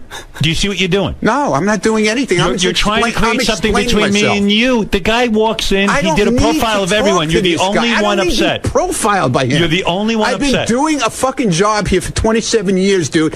I don't need him to tell me anything. No one needs any of this. It's a show.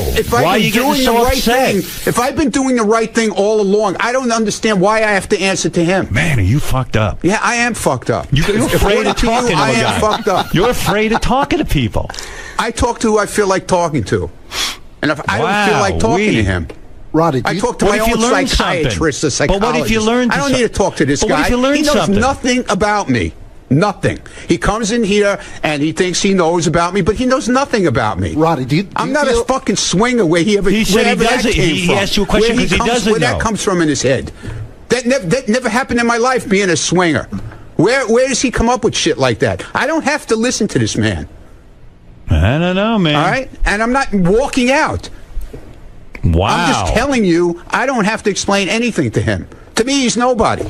He's just another person on the street. You sound awfully defensive to me, dude. Well, I'm sorry. Wow, you maybe are you should consider defensive. getting somebody else to work with you. Why do you always go there? Now, do you why not, are do you you not want to, firing do you, yourself? do you want to fire yourself? Then quit. Obviously, you're not happy. You're firing yourself. If you I'm keep happy. bringing people in The guy- to try and fucking pick my head. I didn't bring this guy in for you, Ronnie. That's another fucking weird we didn't thing know to who do. he was going to profile. He know just what? walked in and he came That's in and he said he's a fine. profile. But why do you have to keep? Why do I have to come in and defend myself if I don't Why do you keep want to? quitting your job? I'm not Do you not quitting. want to do it?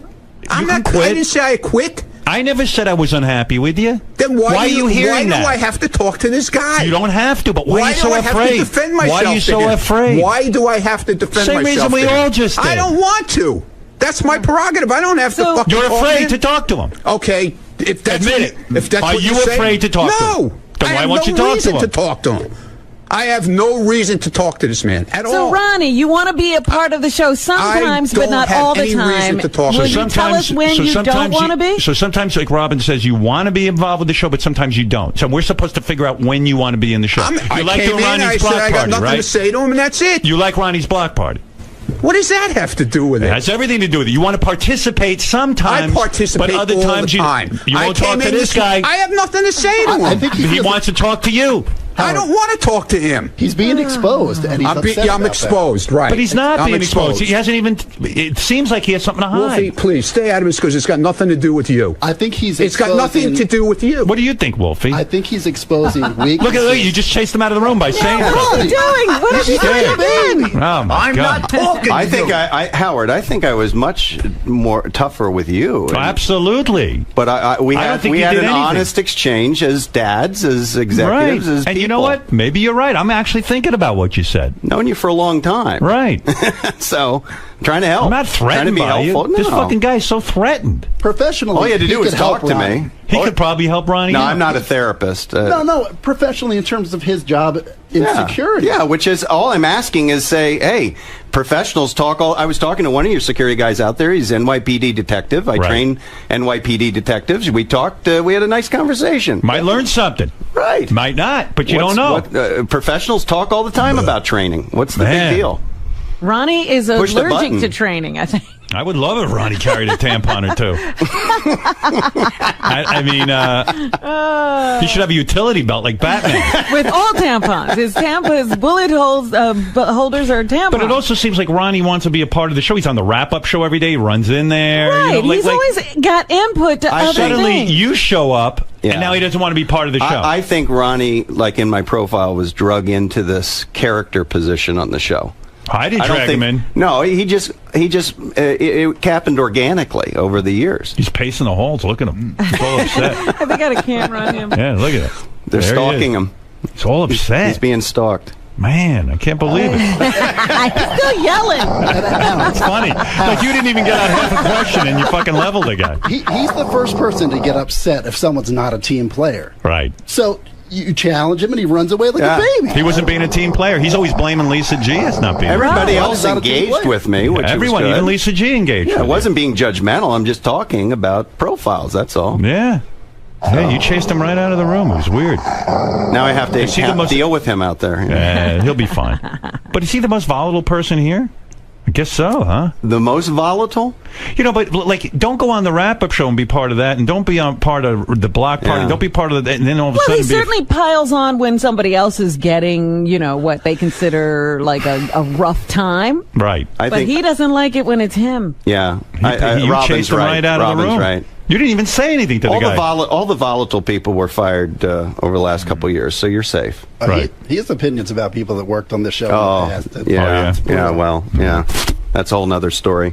Well, hey, another day. Another day. I like when you come back. Hey, Howard, Did you know it was Tim who shit? You knew right away. Right? Howard, I got to tell you something funny. Yeah. I'm on the Amtrak train yesterday coming from Philly, and he was in my car. No kidding. You're kidding. Yeah, he was all wired up, and he was in flip-flops, and I didn't get to say hi to him because, and I was hoping he wasn't using the bathroom on the train. So. I was going to have Ronnie judge the beauty pageant tomorrow, but maybe I shouldn't because he don't like coming in here. Yeah, he might get dragged into something he doesn't like. Right.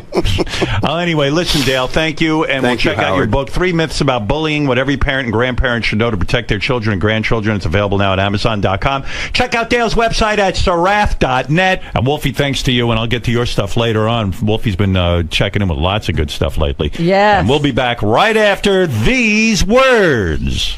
I wanted to... to get to more, but I got Jeff Ross here. I would have. I know you don't like shaking hands. So. Well, yeah, because I got intimacy. If I could put a condom on my head, I'll put you through the torch. I'll just wait. You've been working. Good. You're doing some great stuff for us. Thank you. Yeah. I appreciate the opportunity, and there's some cool stuff coming up in the next 5 weeks or so that I'm going to be doing. Now, what do you do? You guys do martial arts together? What'd you run out of the room for? What's wrong with you? He teaches my son. My son's 5. What does he teach him? Martial arts. Oh, martial arts? Yeah, I just... Well, I have a part-time martial arts club, and it's my decompression. Is that how you guys met? Yeah, his son's in our kids program. He didn't even know who I was. I had no idea. My son told me. That's funny. I go, that's not true. He goes, yeah, he's Wolfie. I go, really? Yeah, so that's how I met him. Wolfie's a good shit. He's a good guy. Thanks for having me on. I'm not interested in you. Stop taking my picture. Thank you. Go look and hide. I could give a shit. I enjoyed him, and I thought, that was good. There you go. Cool. Appreciate it. I don't know that that's wrong. That could be an intimacy thing. pulling out is way crazier than whatever intimacy issue. I don't want to have another kid. I don't. I mean, I don't know how else to Call do it whatever you want to call it. And condoms just don't bother me. Well, they bother me. That's a problem. And it doesn't seem to slow me down. Dale. Hi. Your analysis, sort of as predicted, caused a bit of controversy, especially with the man leaving my frame right now. Uh-huh. Why do you think Ronnie became so defensive? You know, he does.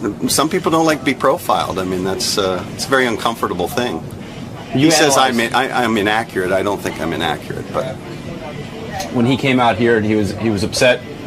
But he said, "Who are you? What are your credentials?"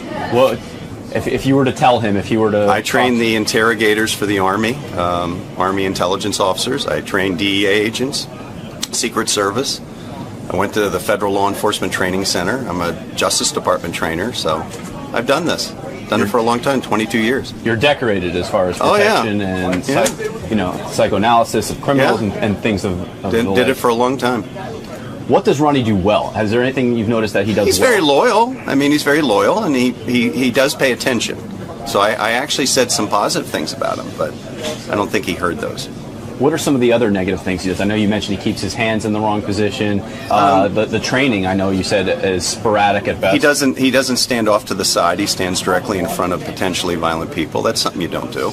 You never stand directly in front of someone. Why? Why is it important to be off? There's 9 weapons in front of someone: 2 fists, 2 elbows, 2 knees, 2 feet, and a headbutt. Why would you stand in front of 9 weapons? Makes no logical sense. You always step to the side. That's how you control people. That alone gives you an advantage because they can't see you coming. Women, men, doesn't matter. Yeah.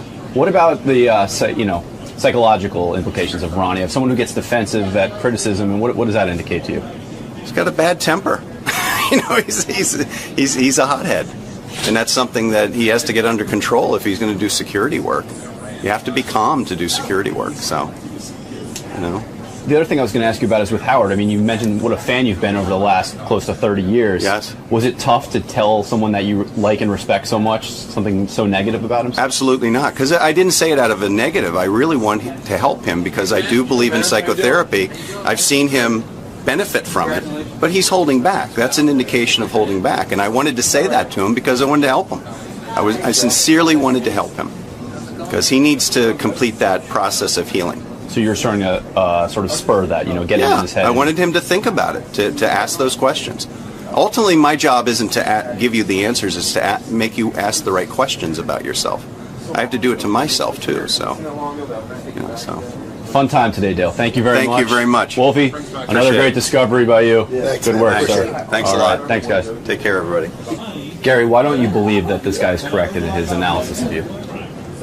I didn't say it was all wrong. I mean, the part about my mother is right, but I think that his perception of my sexual being is based on a lot of stuff that has been told on the air, which is mostly truth. But I didn't agree with it. But I can understand how he can come up with that idea.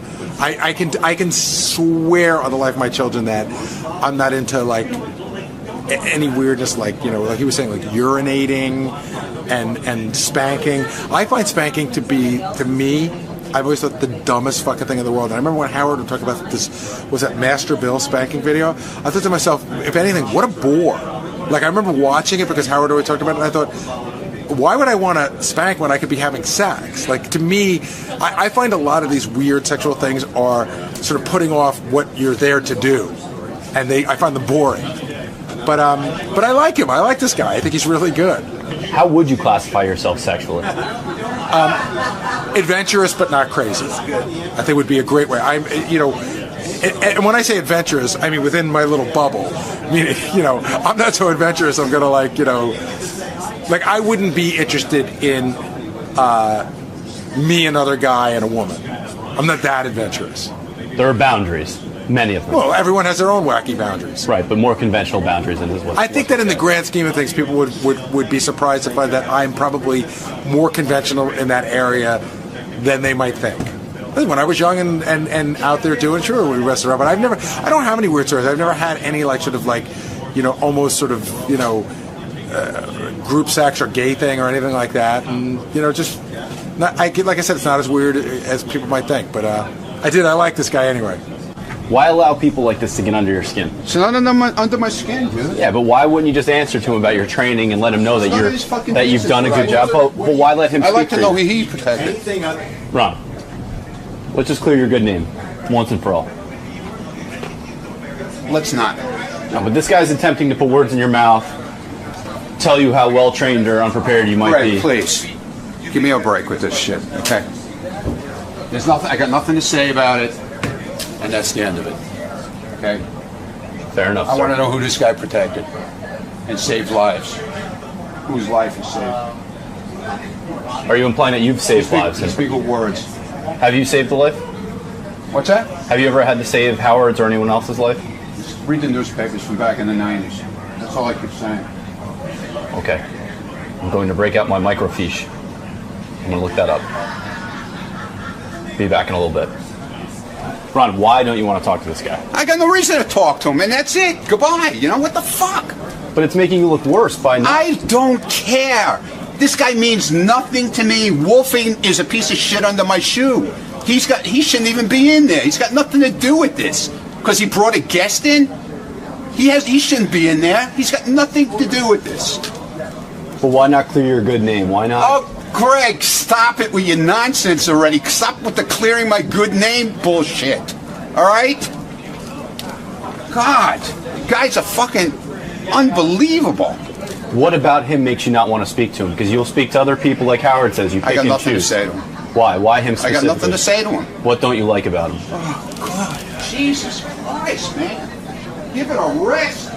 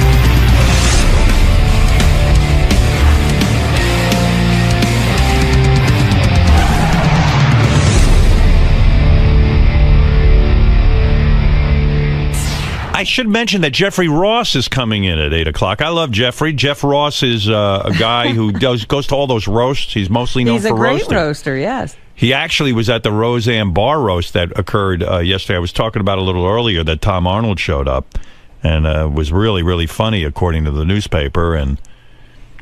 Did you see the picture of Jeffrey in the paper the other day? Yeah, he went to the Roseanne roast dressed as what's the coach's name? I can't think of it. Like Paterno. Paterno, Joe Paterno. He went dressed as Joe Paterno. And he had his arms around two young boys. Yeah, during the roast.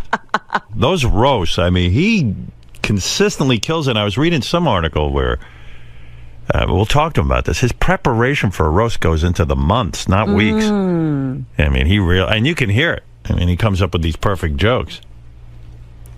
It's phenomenal format for him.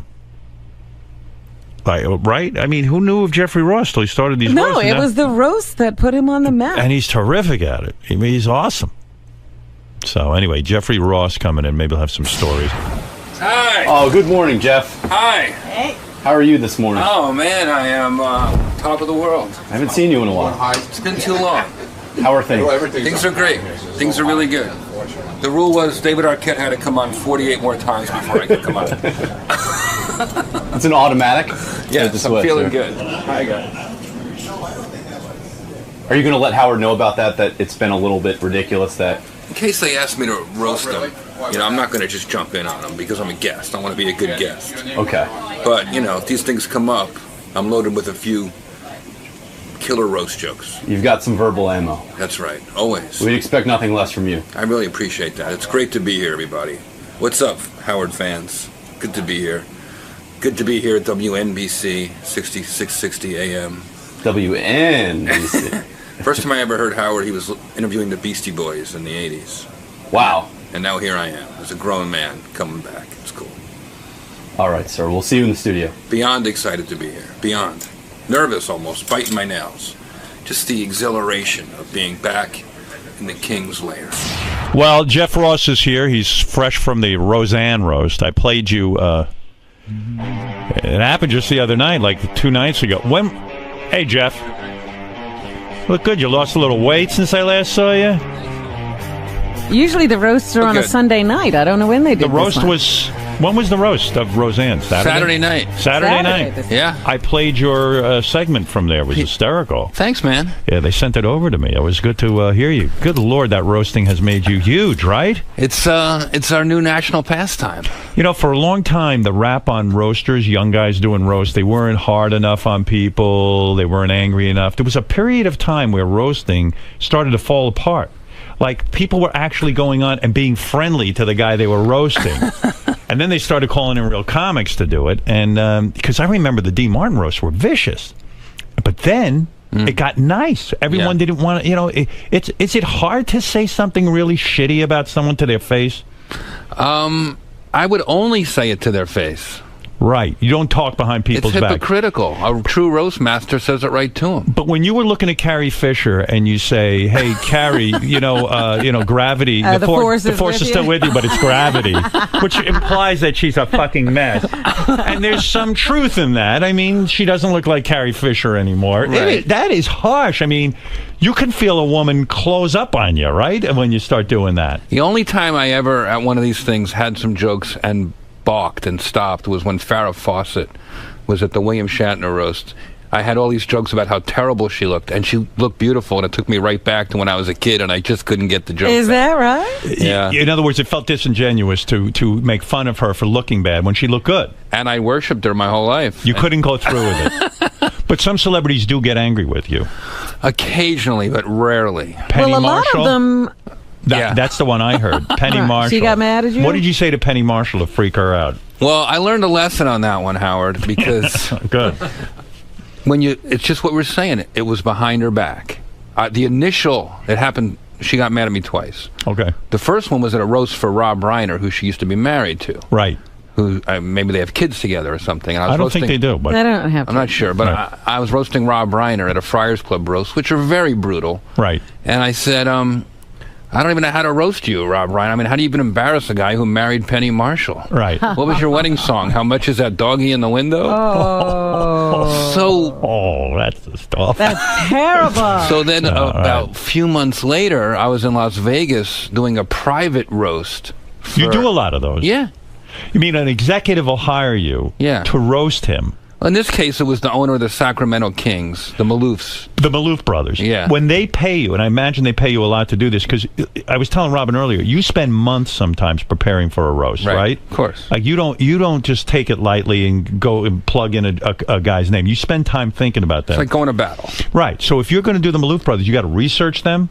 You write all your jokes yourself, and then you spend months working on it. So you probably charge a lot of fucking money to the Maloof brothers to do this. When I got off the plane, they met me at the cab stand, just like old Vegas. George Maloof put his arm around me and he walked me to the cage in the casino, and he pulled out the money. He called for some money. He paid me in chips and cash. Oh, are you It was kidding? old school. Wow. And when they do that, so when someone's paying you a lot of money, you don't hold back on them. You really blast them, right? Of course. So do they ever say to you, but don't go too hard on me? No. You want to roast people who want it. Right, you would I don't think. take the wimpy roast. I don't do that. So when you do the Maloof brothers, or you do that guy from Virgin Air, I roasted Richard Branson one time privately. He didn't like it either. He didn't like it. Well, here, let me just tell you what happened with Penny. Right, go ahead.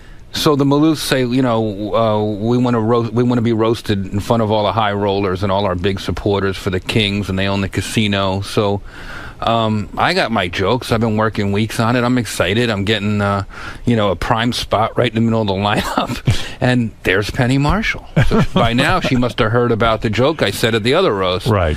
So she starts heckling me before I even get to the podium. He's an ass. Fuck him. Don't let him talk. Shut him down. Trying to shut me down like we're in British Parliament or something. It's a comedy show. And she's just sort of, it seemed like she was just whacked out of her head on something. She was sitting on Vince Neil's lap. Who wouldn't want to be on Vince Neil's lap? And she was yelling at you. She was really doesn't shouting like me down. Do you go up to them afterwards and say, look, explain yourself, that it's a roast, you're hired to write these jokes, I'm sorry you were collateral damage? They didn't give me that opportunity. I said that she started coming towards the podium, and I just stopped it, and I said, whoa, which one were you, Lenny or Squiggy? And she just spun around and sat back down, and I was walked out the back. I never made it to the after party. They protected you. Were they you protected nervous? her. They kicked me out. Have you ever gone to parties where someone comes up to you and says, hey, you're really shitty to me? No.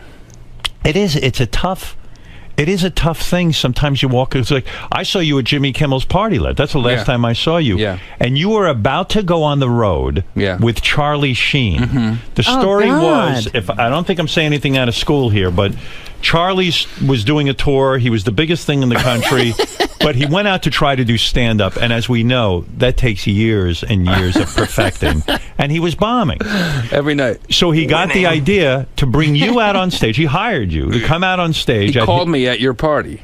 Did he actually call at the party? I was at the party, drinking and having fun. Right. Big party. And, obviously, there's a lot to... I didn't want to... My phone rings. I had a hunch he was going to be calling. Right. And... Jeff, it's Charlie Sheen. It's very intense. It sounds like Apocalypse Now every time he calls. Right. And, it's always intense. Hey, I have a show in Atlantic City tomorrow night, and everyone's saying you'd be great to wrangle the crowd and keep the crowd at bay. Could you come and be the moderator and interview me? And I'm like, Charlie, man, it's sort of not my thing, but what if, about 20 minutes into the show, when things start to get a little hairy. 20 minutes. How about a minute in? I'll bring you out right away. Did he actually make it 20 minutes? You're leaving him out there way too long. Yeah. They probably put you out like within 5 minutes, but go ahead. So I said, if I can roast you, and he's like, and I said, I got to say whatever I want. And he said, okay, done. 6 a.m. flight to Philly, and we'll pick you up. And do you get paid for that gig? Sure. Yeah. And I said, I need a hazmat suit and a podium. Yeah. So there you go to his show. Now, when you arrive, is it really no holds barred? You can say whatever you want about Charlie Sheen. Well, now it's 15 minutes before showtime. I still haven't met Charlie Sheen, and they finally summoned me up to his suite. There's like 4,000 people at the Trump Marino loading in.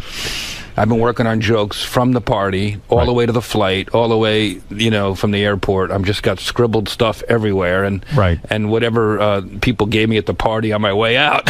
Do you read off the notes when you do the roast? You can do that, right? That's allowable, right? I feel like at a roast, it shows respect if you took some time to write some stuff out. Right. Were people at Jimmy's party giving you ideas on what you should do? Yeah, Norm was giving me stuff. I remember George Clooney was there, and his big thing for me was to tell me, well, be careful what you say. Don't say anything that you're going to regret if Charlie dies.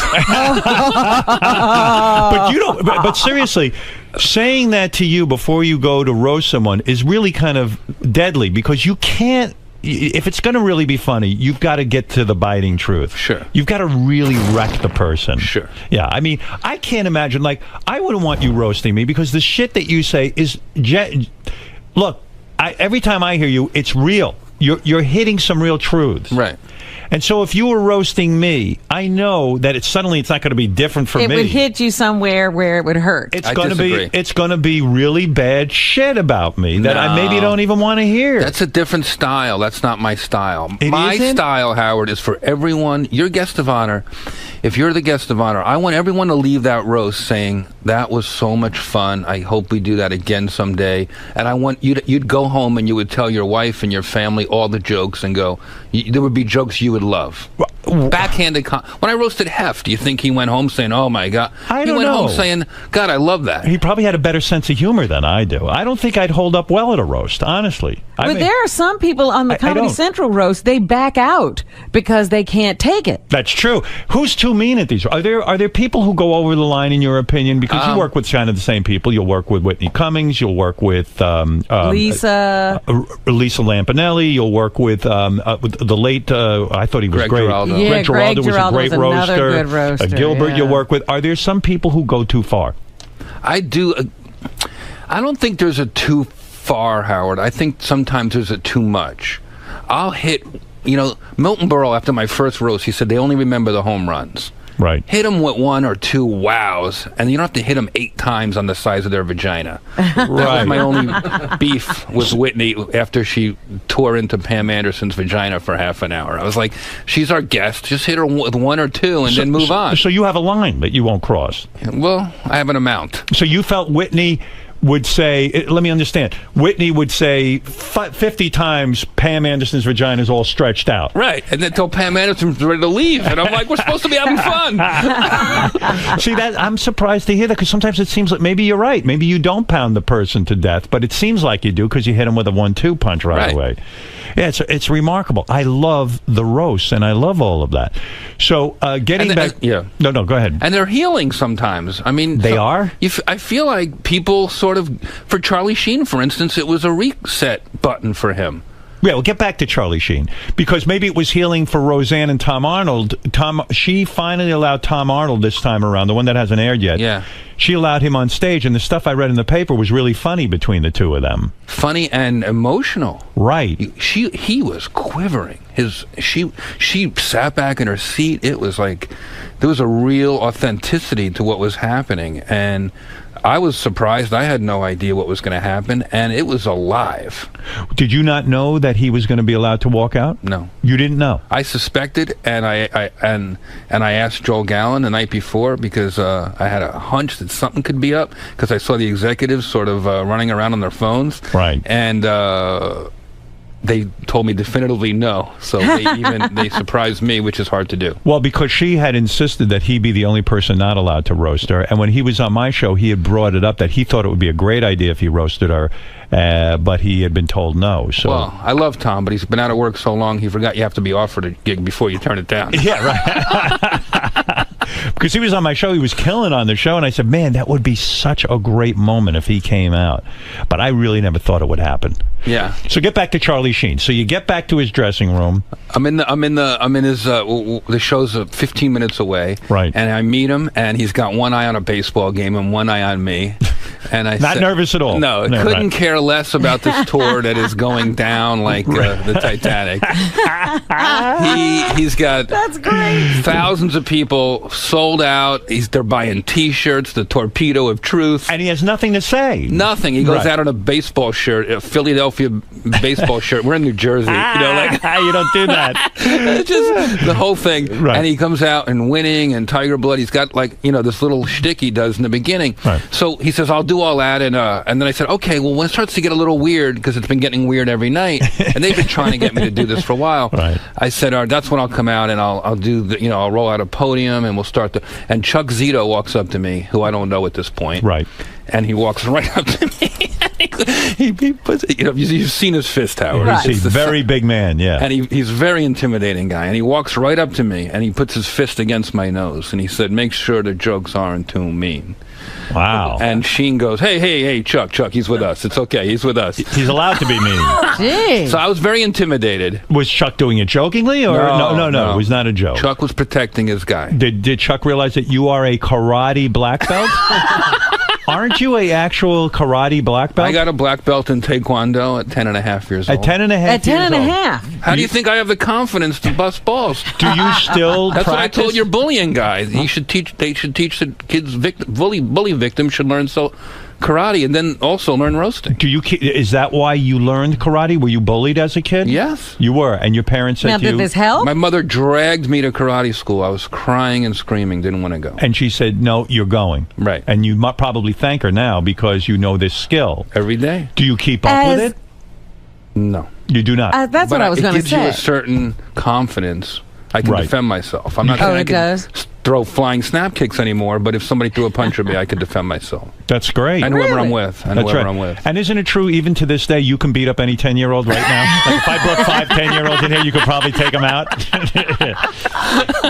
So Chuck says to you, hey, you better take it easy. Charlie says to you, listen, it's okay. And so He's with roast you us. did. And how The show long comes out. The show. Charlie goes out and he's doing fine. He's doing his shtick for about 15 minutes, and suddenly somebody in the middle of this giant arena goes, refund! I want a refund! And Charlie doesn't have the stand-up skills to stop everything he's doing and to go through. Right. He stops and he goes, who said that? So now you got 3,000 people on a jumbotron, and he goes, come up here. So some guy runs out of the crowd. Charlie reaches into his pocket and gives the guy a $100 refund. So what happens? But what? So they bring you out? No, 80 people start 80 rushing people the stage start looking for rushing the refunds. So then the stage manager throws me out there, and I walk out in a full head-to-toe hazmat suit. Right. And I have a microphone, and I pull the mask down, and I said, hey, everybody, my name's Jeff Ross. They call me the Roast Master General. And Charlie says, what the fuck are you doing here? And I go, Charlie, these people paid good money for a comedy show. They deserve a comedy show, and no one deserves to be roasted more than the Warlock. And he goes, okay, and he agrees, and they roll out a podium. Oh, that's great. And I went to town on him for What 20 was minutes. what was the worst thing you said? Does anything come into your memory bank that you said about Charlie Sheen that really was just fucking brutal? If you're winning, then this must not be a child custody hearing. There was nothing winning about Charlie. That was right in the middle of the child custody hearing, right in the middle of the tour. It was the worst time of his life. And I must say, no one in the history of roasting has been as good a sport as Charlie Sheen, because he let me roast him every night in 8 different cities. I got meaner in every city, and then he let me roast him on Comedy Central. And on top of that, we watched the roast together. That's how much he loves the punishment. You went over to his place? Yeah. Were there hot chicks loaded in there? We all assumed that Charlie... There were. Yeah. So you go over to watch him being roasted with him. Yeah. And he's got hot chicks all around. Everywhere. And does he share the hot chicks with you, or is he just kind of like that's his thing? Or you... They're all his. Yeah. It's not that he shares or doesn't share. It's just it's sort of around. It's the scene. Like appetizers. Right. So you became friendly with Charlie after all of this. He puts the...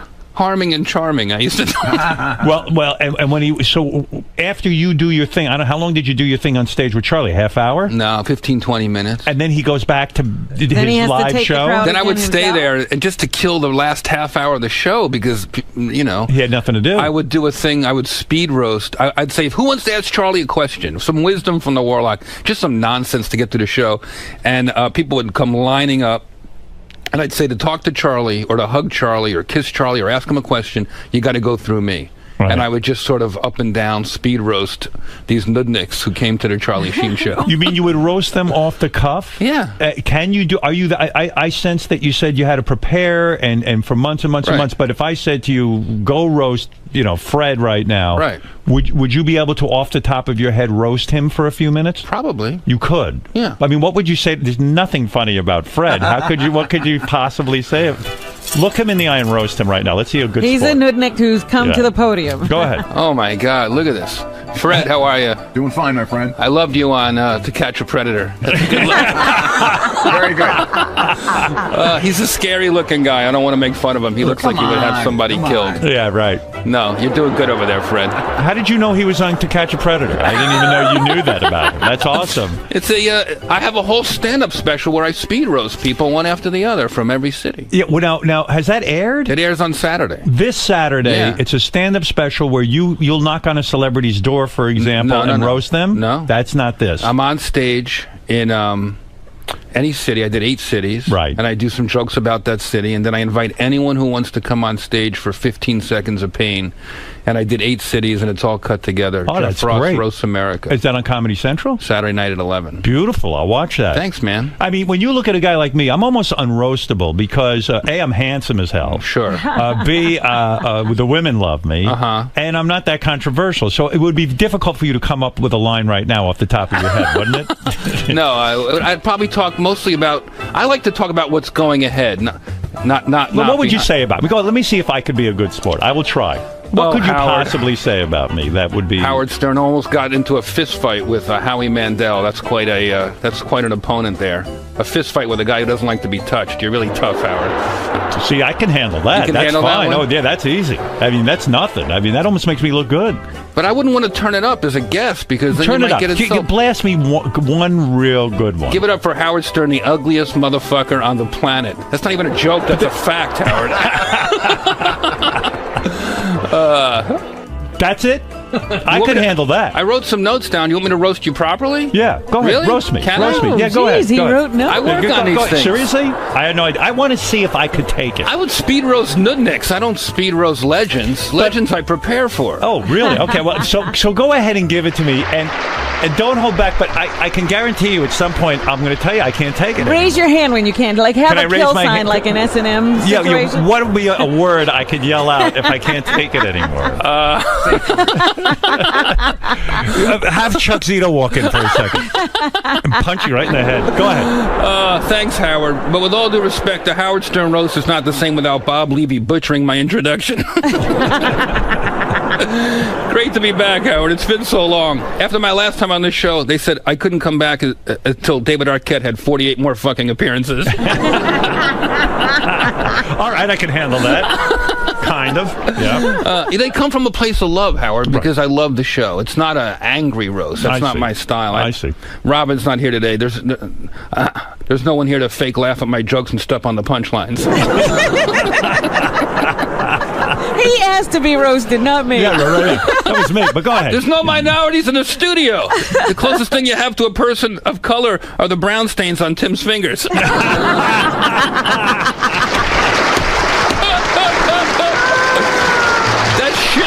Gate story was so gross. Who thought Sabian would cause more body fluids to fly than the Sibian? How do you shit like that? I don't know. How does it fly out of your ass onto the walls and on the light And switches? the light switch. What It's is something that? good. It's like, what's it called? Spin art. Remember spin art when you're a kid? You ever shit like that? Where does that come from? It seems like, he shat and then walked around the room or something. It's like a lot. I never heard a story like that on the radio. Me neither. But let's face it, you guys beat that topic more than Fred Willard beat his cock.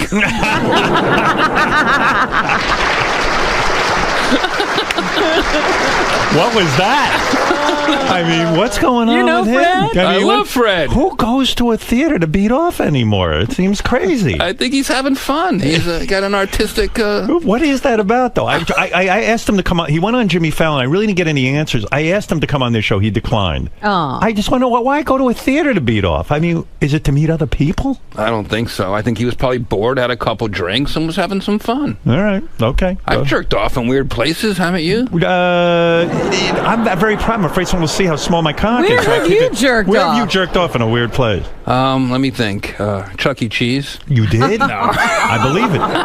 That would be a weird place. Where have you jerked off? That's weird. In a pool. You did? Yeah. Not your own pool. Someone else's. I once jerked off in the ocean. Remind me not to invite you to my house. Am I done being roasted? Did I survive that? I mean, I don't feel that I got roasted that bad. Robin, we need you back here. Without you, who will they ever get to Google the news? Even in Robin's absence, we still get all those great Robin songs. Everyone wants to fuck Robin. The only people who want to fuck Howard are those serious executives. See, I like that. Those execs are crazy to mess with you, Howard. Where else are they going to find someone willing to work 4 hours a day, 3 days a week? When you cut back, Howard, on your schedule, do you even think about who you were hurting? With so many shows, there's barely enough new material for Jay Leno to steal. Now, you're friendly with Jay Leno, right? No. Oh, you're not? I mean, I'm friendly when I see him, but I haven't been on a show since '96. Is that true? Yeah. Why not? Well, I mean, your career is bigger than ever. You've really proven to be a great comic. Why the fuck are you not on the I wrote Tonight them a Show? note. I wrote the bookers a note early on when they took over the primetime show. Right. They were looking for comics to do panel and stuff, and I threw my hat in the ring. They were interested, and I said I want to play in the. I wrote Ross Marks, the booker, an email. I said I want to play in the big leagues, and he wrote me back, get a bigger bat. Wow. So I just he stopped. roasted you. Yeah.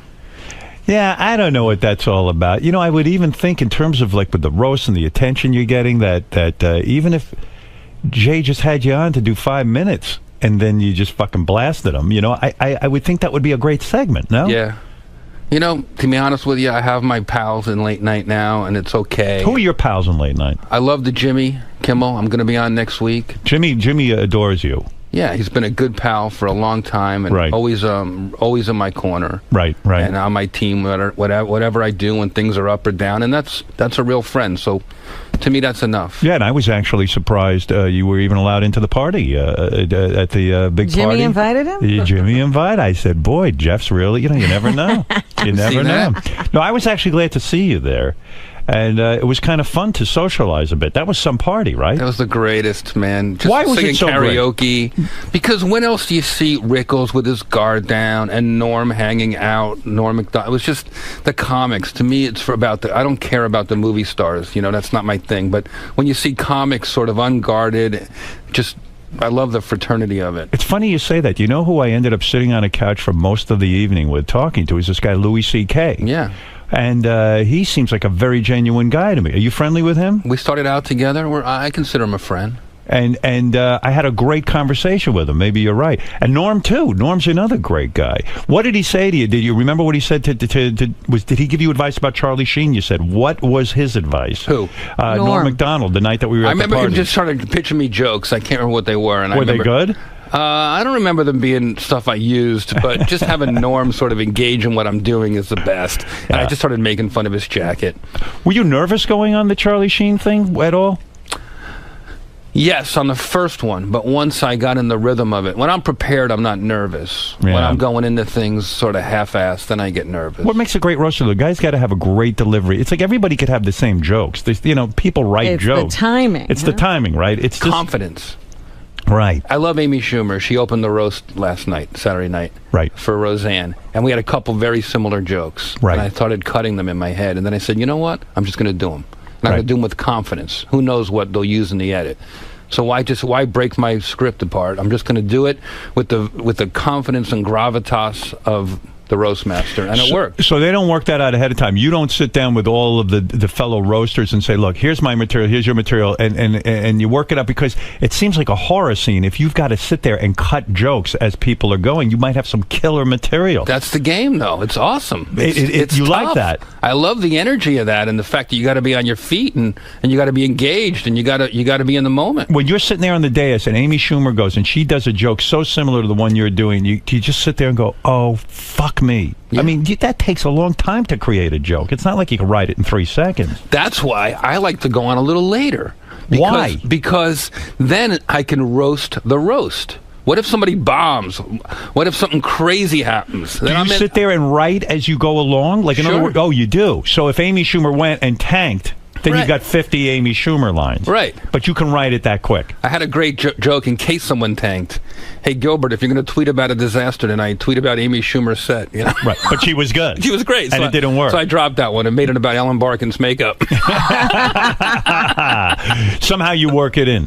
How long do you go on for? Like 3 to 5 minutes? I went on for about 8 minutes. 8 minutes? There was a lot to work with there. Do they cut that down, or they just run the whole 8 minutes? I think they'll run most of it because it was pretty fun. And I mean, the segment I ran this morning, maybe I should run it now. You know, I was dressed as Joe Paterno. Yeah, we talked about that. Now, that seemed pretty controversial, that you would show up dressed as Joe Paterno.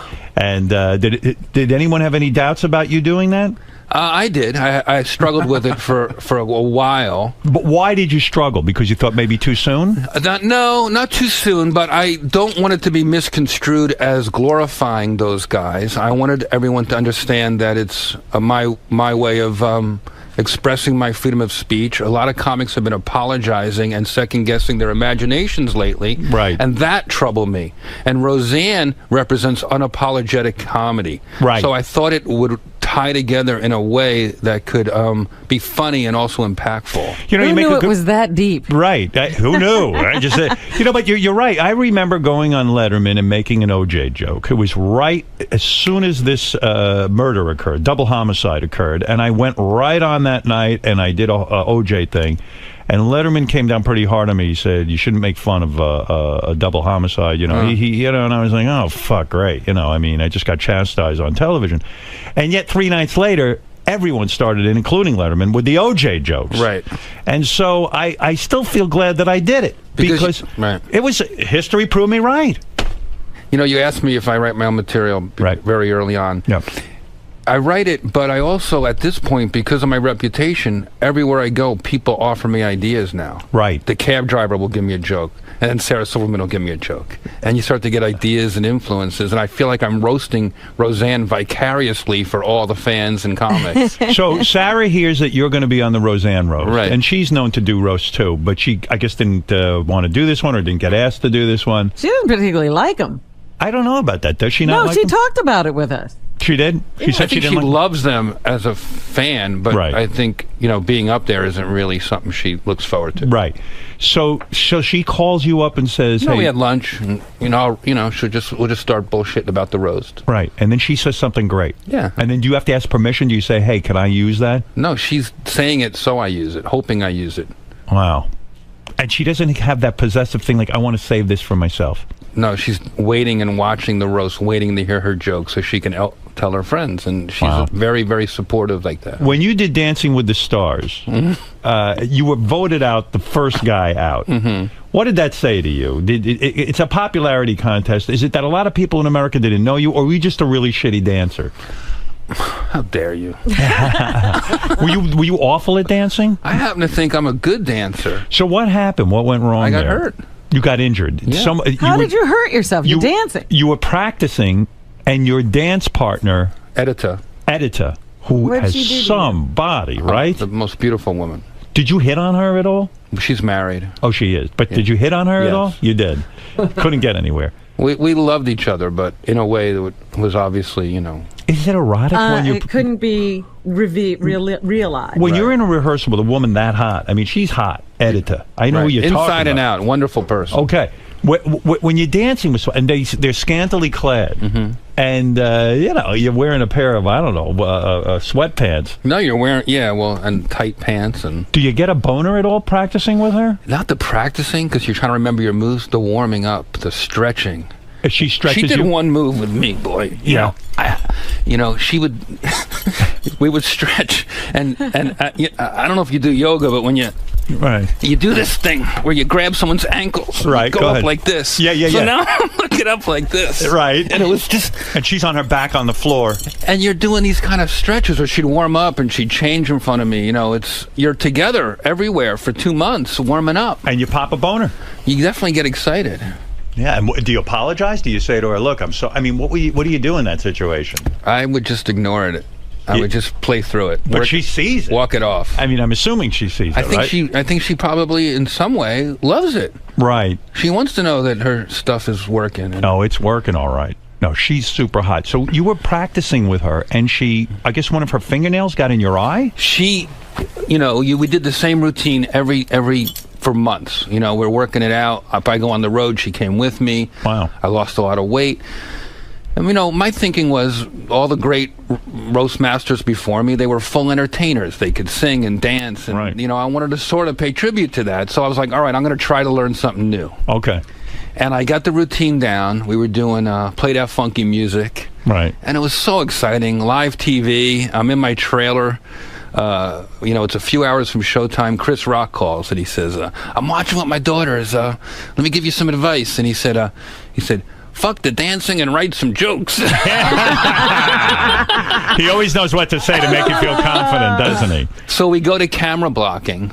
The live show's a few hours away.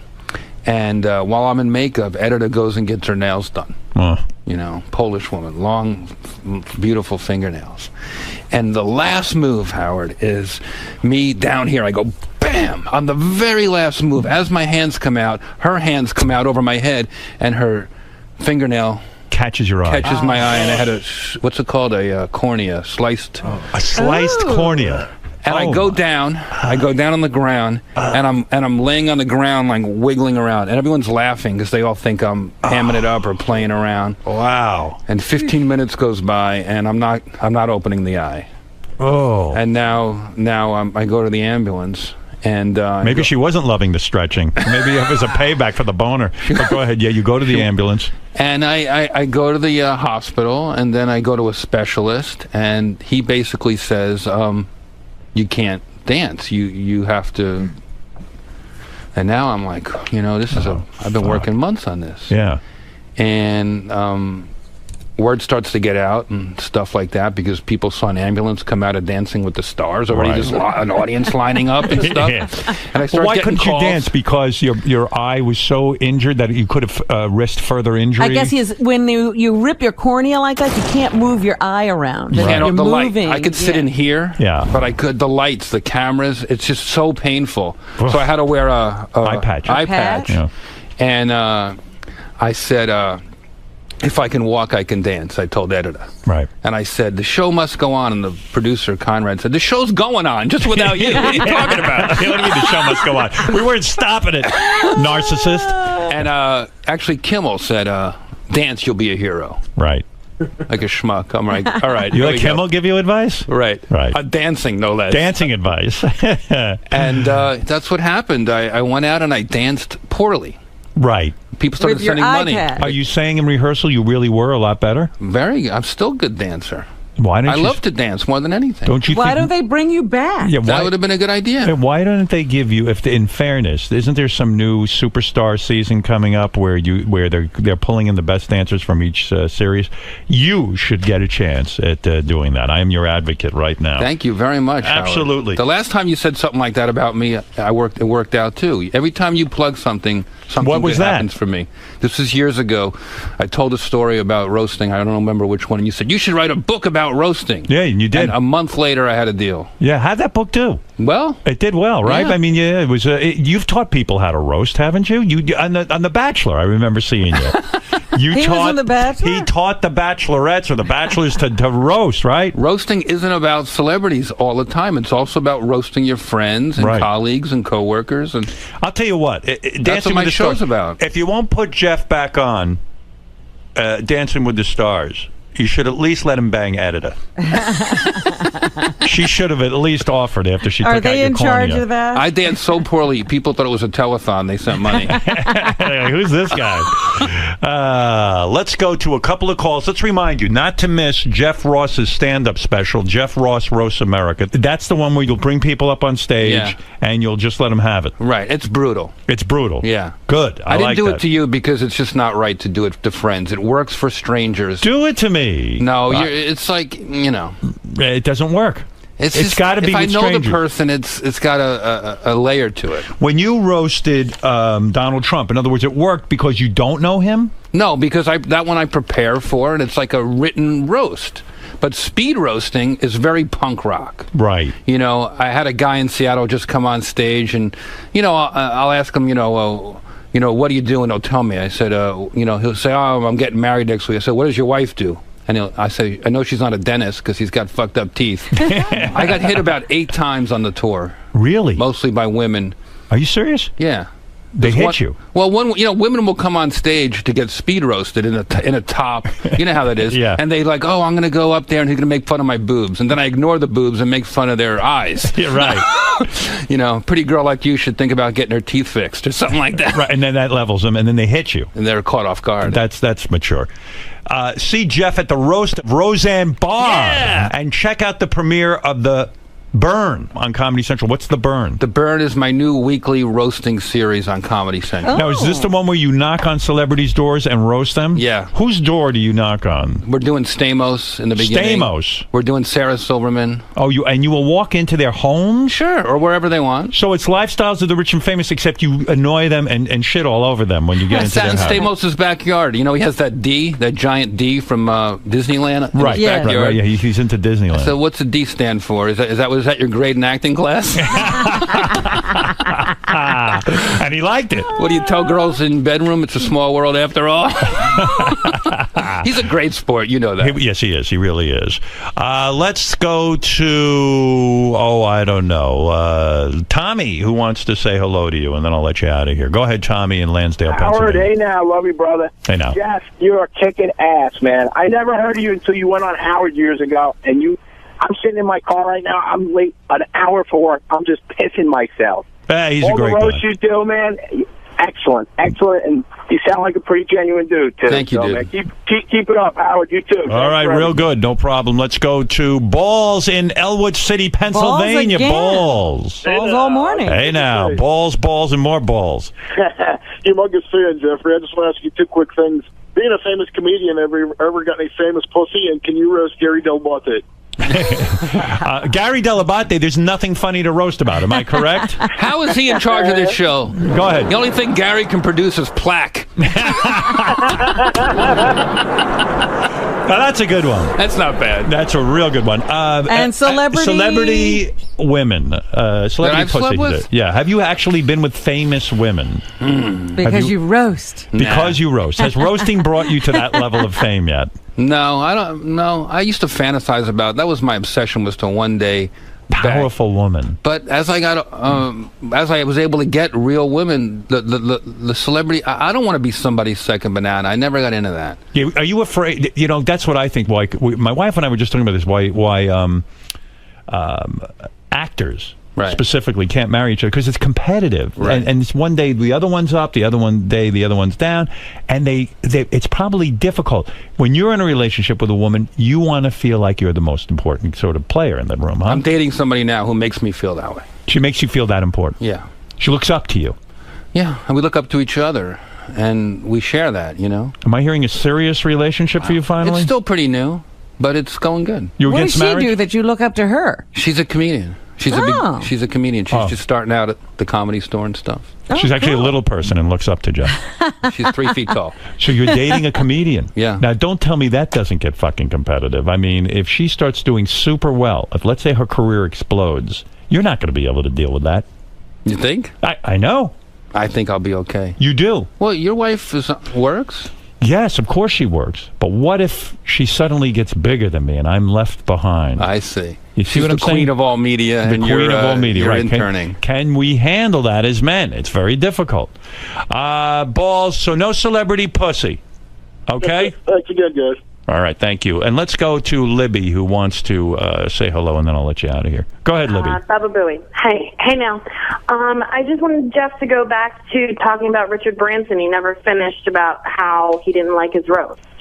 Oh. Oh, okay. What did Richard Branson like? Am I the only one? I'm the only one paying attention. Yeah, you know what? Thank you for paying attention. I got too excited about other stuff and moved on. So Richard Branson, and I find this fascinating. You can make a good living now, sort of in a corporate way, where these guys hire you and they want you to roast them at a private situation, a function. Right. So Branson hired you or didn't hire you? His friends hired me, and this is where it went wrong. Okay.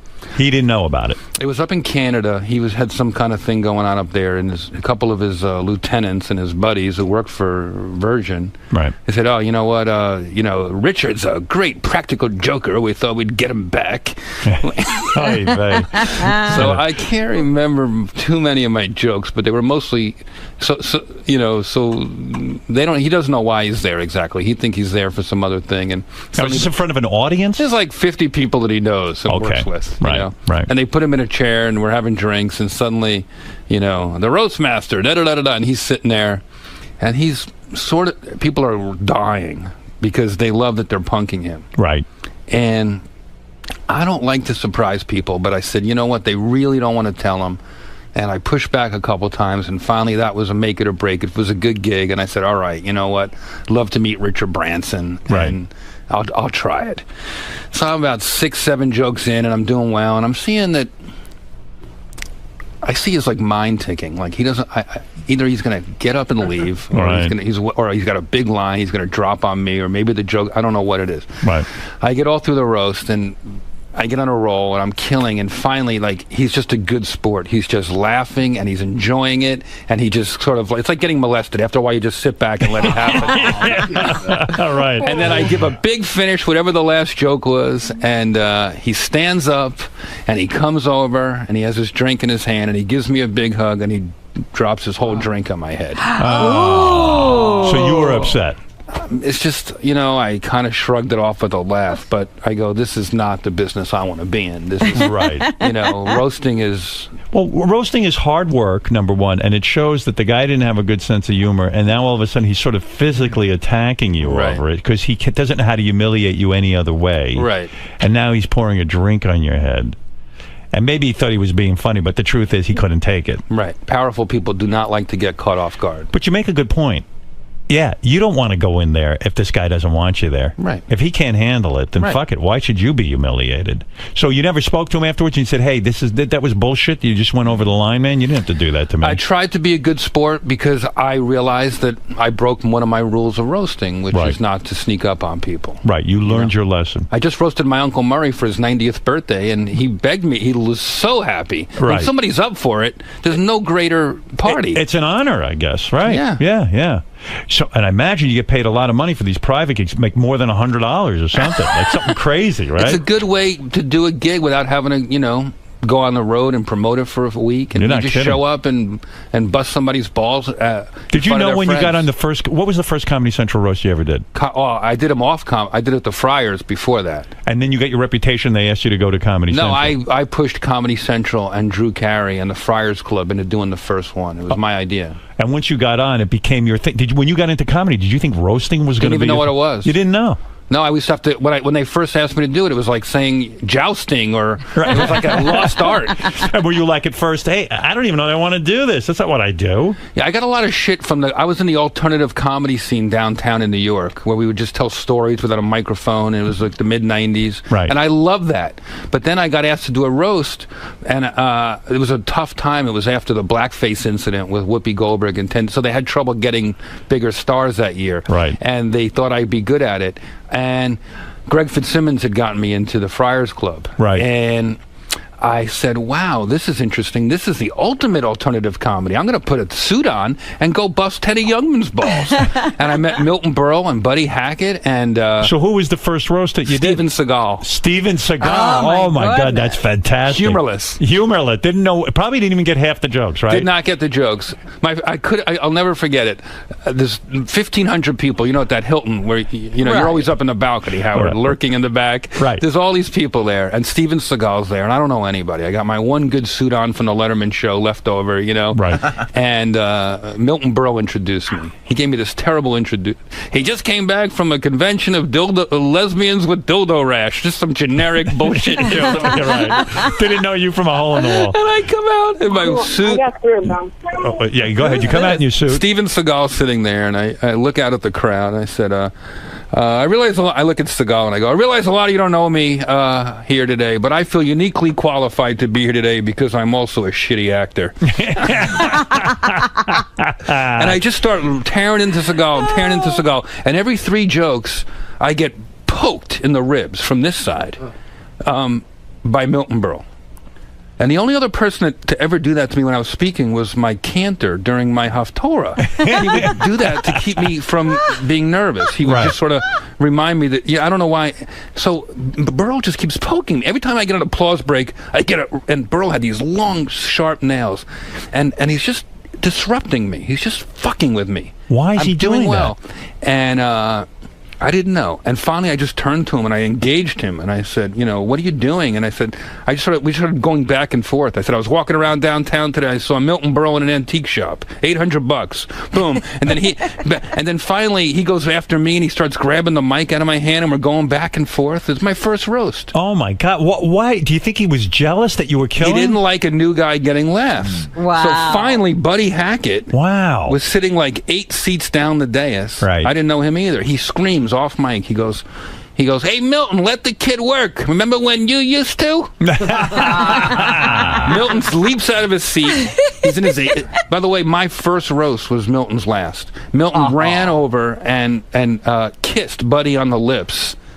And I said, look at them, give them a round of applause. Between the two of them, they have over 150 years of homosexual experience. And I have a picture of this in my house. Milton ran back over and planted one right on my lips. Wow. And that was it. So were you angry? I'm not understanding. Were you angry with Milton Berle for interrupting you and fucking with you? Or do you consider that like a huge honor? I consider it a coming-of-age moment, a graduation into the majors. I still am fascinated why he would poke you. I think he was tantruming like a child. You were getting all the attention, and he couldn't deal with it. He had been hogging the stage the whole day. It was nobody really funny except him, and he couldn't deal with it. So in a sense, it's a compliment that he couldn't deal with you. The great Milton Berle could not deal with you. You stole his stage. And I still was respectful afterwards. At the back at the club, I talked to Buddy, and Buddy told me that he pokes new comics out of jealousy and just to be a pain in the ass. Oh my! Are you sure it was his hand and not his cock? Wasn't he like the legendary huge cock guy? He had a big one. Yeah, I don't know. That's a great story. All right, listen. Jeff Ross. He came in here and he entertained you. Now, quid pro quo. You have to watch all of his specials. Lots going on. Everything coming up roses for Jeff Ross. Howard, one closing roast joke about Please, you. Go ahead, yes. One to close I can't it off. even imagine what you could say because I'm He's leaving through a bunch of notes. There's nothing funny about me. Go ahead. But in all seriousness, Howard, as you know, I'm starting my own show in a couple weeks, and I want you to know that as a host, you are my inspiration, Howard Stern. Thank you. In order to be a success, I will try my best to mimic everything you have ever done in your magnificent career. Thank you. I've already told my executives to defecate on the walls, my writers to stroll in late, right. my co-stars to work from home, right. and I'll keep showing up to work even though my contract says I'm owed a ton of money. That's right. Thank you very much, Howard. Jeffrey, thank you. Jeff Ross, everybody. Great Jeff Ross. We'll be back right after these words. That drives me crazy with Milton Berle. That's such a tantrum. Forget it. He was unbelievable. He eventually stopped doing the roast. That was his last one. But we became pals after that. He did. I worked with him a bunch of times. I did interviews, and he agreed graciously. I had a talk show on E! Before I had like my regular radio show. It was an interview show. So Milton Berle is insisting I come back and see him before an interview. And I said to them at E! I said, look, I don't do that. Like, I think it's much better to sort of like get on there and spontaneous. If he has something he wants to talk to me about, well, let's do it on the air, whatever it is. Because he might have said to me, don't bring up my big cock, don't do that, and then I would have been like, fuck, because like whatever, these are the things I wanted to bring up. So I'm resisting. He says, look, I'm not coming out till you come and see me. So, it's like we're pissing contest. I go back to see him. And he was the one who started in with me. He says, listen, I'm going to go out there and say this, then you're going to say this. And you say, Uncle Milton, you were on Beverly Hills 90210. How is it that they're not giving you an Emmy? Then I'll say, no, don't bring it up. Then you'll say, you should get an Emmy, Uncle Milty. And then I'll say, no, I'm embarrassed for you to bring it up. Then what you say is you give out the phone number for the Emmys, and then you tell your fans. And I was just like, oh my God, here's a guy who's had a huge career. He still fucking cared. He was 80 fucking years old. And he still cared about getting this goddamn Emmy. Wow. It was crazy. He loved the attention. He loved it. He couldn't bear that you were doing well. He couldn't bear to be irrelevant. Right. The last time I ever saw him, he was in a wheelchair. We were honoring Sid Caesar for like his 80th birthday. And I knew he wanted to be acknowledged. And I said, Milton Berle is here, and he brought a wheelchair for his cock. He leaped out. And he was so happy. Yeah. He wanted. That's true. That's why he used to come on our show. Right. We thought it would but he was great when he was on our show. Like we loved having him. He used to. That's cool that he was your guest, though. It was a real big deal. What he used to tell Howard all the time was, we would say, but Uncle Milton, we heard all these roasts that you would do. These things. He goes, those were done in private. Working blue in public, that's a whole different thing. Those were meant to never be heard. But Howard's like, but you're cursing up a storm. That was not meant to be heard. Like he had his whole theory of everything. But he was funny, he was fun. He gave me shit for making the roast public. He was a pain. Thank you, sir. Thank Great you. time. Good seeing you. Great job. How you doing? I heard you mention during the interview that a mere plug or indication of something you should do automatically leads to success when it's mentioned on the Howard Stern Show. It's true. It's true. If Howard puts it out there, it happens. It's just a fact. He's like the Walter Winchell of our generation. Now, even though Howard hasn't done stand-up comedy, it seems like every comedian who walks through these doors really respects him. Why is that, in your opinion? Because he's our Johnny Carson. He's the guy that you want to be called over to the couch. He has great taste, and this is the black belt to broadcasting right here. It's sort of a combination of what you do and broadcasting, I guess. It's new, and Howard's managed to stay relevant and on top of the world. It's pretty amazing for a long time. Jeff, another good appearance. Thanks. Thank you for coming down, man. Great to be here.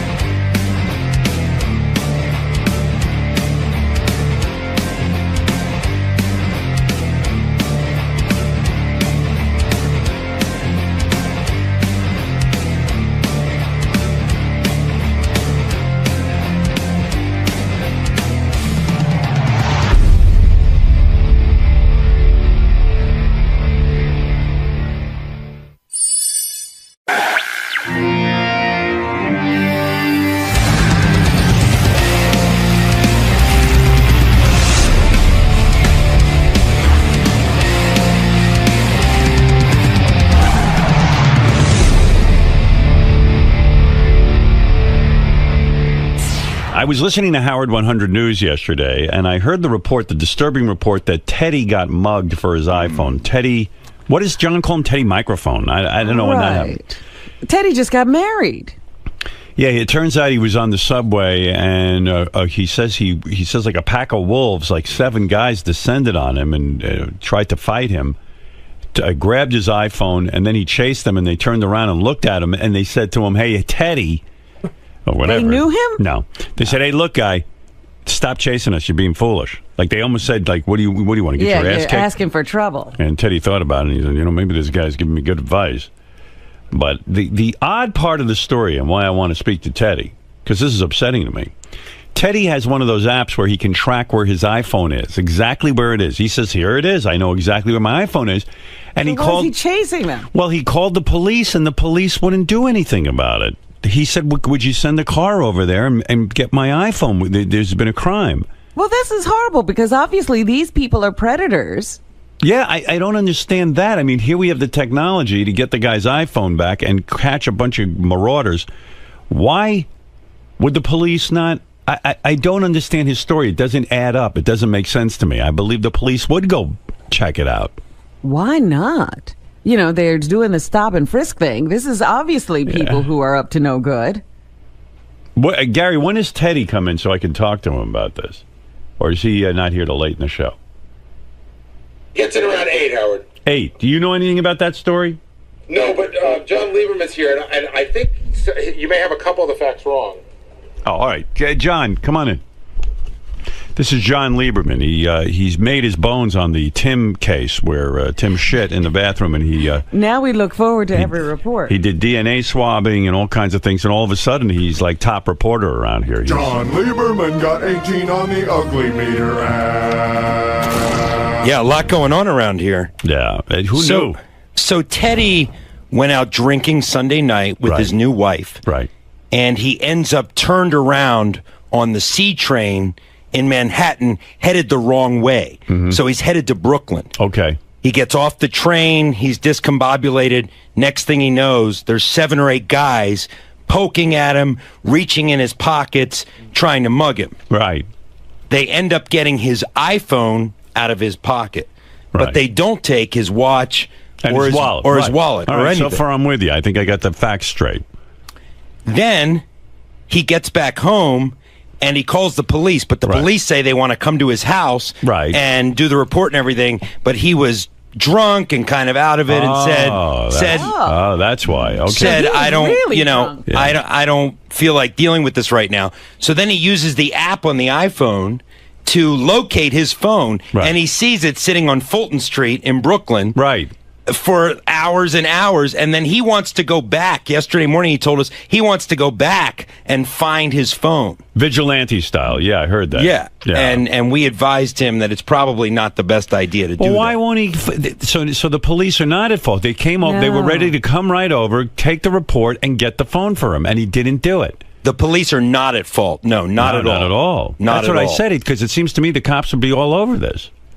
Well, look, I mean, people get their... Where is his iPhone now? Is he still able to track it on his iPad? Yeah, he's still tracking it on that app. Now, why won't he call the police now? Well, he says he was considering it. He says that he will call the police and actually go through and file the report. What is he going to now. wait, a month? I used to think Teddy was kind of a sensible guy. And that makes no sense to me. Well, then it's his fault. He'd rather go out on his own and try and tackle these guys and get killed. Yeah. Yeah, I mean, he was saying back there yesterday, that he wanted to go and... Why don't you as a reporter go see who the guys are and interview the guys who took his phone? Well, people on Twitter were like, go out and live tweet finding Teddy's phone on Fulton Street in Brooklyn. Yeah, so... Do we know where Teddy's phone is right now? We know exactly where it is. Yeah, we know exactly. We know approximately the block it's on in Fulton Street. It's sitting in some guy's apartment blinking. Hey, while I got you here, yes, I mean that story makes no sense to me. I don't understand it. I don't understand why he's not calling the police. But can you imagine being that drunk? No, I mean you can't even call the police. You can't get involved. How drunk are people getting also? What is he that? did. The interesting thing is he did call the police, but once he found out it wasn't going to be a snap your finger process, I mean, they had to come out, write a report and everything like that, and he just said, you know what, I'm going to bed, I'll deal with it in the morning. And then in the morning... He didn't deal with it. He still hasn't dealt with it. That's just odd to me. That's a fascinating man. I would like to interview him about that. Well, I would also... I mean, was his wife with him? Yes, his new wife was with him, and I believe that Sarah, Tim's assistant, was there as well. Right. Because they're all very friendly. Right. And it was, it was a party. It was a Sunday party. I understand they went to brunch and they were drinking all day. And sometimes, when you go the wrong way on the C train, you can get into trouble. You're so drunk you don't know how to get home. Right. He probably was out of it. So, and not one of them knew they were going the wrong way on the C train. Well, it was just the two of them. It was just Teddy and his wife. At that point. And, when these packs of gangs, these groups, I mean, they can smell blood. I mean, they could see that Teddy was drunk. No, they can smell booze. And they can smell booze, exactly. So they pounced on their prey. They found, that he was weak, and they got his iPhone. Yep. Luckily, he wasn't hurt. He had a little bruise on his head. But well, I still say you should call the police. He could easily get his phone back. Yeah. And the imbeciles who took the phone. Well, the longer he waits, the more ridiculous it is. Something's up with that story. I don't know. I don't get it. Maybe it wasn't a pack of guys. Maybe it was one dude. And one little dude, and Teddy's afraid to say that he couldn't defend himself. Why wouldn't you call the police for your phone? It's a $700 phone. Teddy says he actually ran after the guys after they took his phone. Yeah. He ran after them, and one of the guys said, dude, just go home. Right. Almost like, right. Don't, well, what are you doing? Advice. Yeah, you're going to get your ass kicked. Yeah, the thugs were giving Teddy advice in his inebriated state. They felt state. bad for him. Yeah, yeah. I think they felt so bad for him, that's why they didn't take his wallet or his watch. Well, that doesn't make sense to me either. The wallet and the watch. But, all right, I want to hear from him. But you bring him to me at some point. We'll give him a grilling. And I believe you covering the story when he goes to the police and being part of the chase down with the police, you would be terrific go on the that ride. beat. Oh, yeah, we'll be there. You'll be on the ride. We'll be there for all of it. All right, real good. Okay, keep me posted. Oh, while I got you here, let me ask you another thing. Sure. Did you do the toe fungus Gary report? I did not. That was a Lisa G. That's her beat. Lisa Gary's G. toe fungus. Gary's toes or Lisa's beat? Yeah, I got to tell you, because I was so curious when I heard that story, because Gary was at my house over the weekend. And, of course, he goes to my pool. And I noticed his toes looked absolutely horrible. He's got his fungus back? He had laser treatment. I thought he had gotten rid of it, and it was like one of the toenails was like almost sticking up like in a weird way and look rotting. Ew. But on the report it said that he put on some sort of cover-up thing that makes his toes look normal, but they look nothing like normal. What is he putting on his toes? There's some sort of medicine, and the medicine is administered by a thing you put over the nail, and when you put it on the nail, it makes your toe look normal. Why doesn't he get rid of this fungus? When you were at my house, was that before you put this new cover-up on your nail? That is true. There's before. Oh, man. But I never saw anything nastier or gnarlier than that toe. I think it's funny because they probably were. I've been at your house 3-4 summers in a row. This is the healthiest I've ever been. It's only It's the one toe. And but oh my God, Gary, that toe has some fucking look. I mean, it is. You cannot. What does it look like? It looks like, to me, I looked quickly because I didn't want to bum out. And we were having a good time, and I didn't want to concentrate. But the whole time Gary's in my pool, I'm like, I hope that shit doesn't spread to me. It doesn't. Mary and I had a long discussion. Mary's like, you've had this for like 7 years now, right? And she's like, we use the same shower and everything, and you don't. I don't think. I mean, it can spread that way, but I think I got it from I don't know, like sweat in the socks or running. That's what the podiatrist said. No, it's unbearable to look at. And Gary's toe, it's the big toe. I don't know which foot it's on. Both. The big. So it's the one toe on each foot. That's right. I looked at one. I went, oh! I looked away, and then because I was talking to Gary, we had a good time, right, Gary? And the big toe. And then it looks almost like the nail is lifting off the foot and it's sticking almost straight up in the air. It's weird. Yeah, I think you must have glanced and seen that, but that's not what it looks like. What does it look like? It's just discolored. You want to show? No, but doesn't it stick? It's not. It's not super thick. No, it's not any longer. I keep them trimmed. It's not any longer. It's not sticking up. It's just discolored. Not bubbly. Should we see it? Now you would know because now it's been. I have this weird process where it's cosmetically covered up. It's cosmetically covered up, but the cosmetic stuff that they use also has medicine in it that's treating it. Oh. I mean, could you imagine what this is? They've been treating this thing for years. It can't be killed. I've had friends who have had this I've had friends who have had it for 10, 15 years. It won't stop. I've had the laser treatment 3 times, which got rid of everything but the one toe. But the one toe. Why is this toe so? I don't know, Robin. You're a nurse. Tell me. It's a mess. You never saw anything like it. And you're saying it looks normal now with this thing on it? It looks more normal. In other words, if you stared at it, you could tell that there's something going on. But if you glanced at it, I guarantee you, Gary's nail is thicker than a normal nail. It's bubbly, like almost like it's. Well, you can't tell now it's covered. You think the cover is good? I bet you the cover's bad. Remember, he thought his teeth looked good. His teeth used to be good, and they were terrible. I mean, my God. It's not bubbly. It's just discolored. It's yellow. I think it's more than discolored. I think it looks.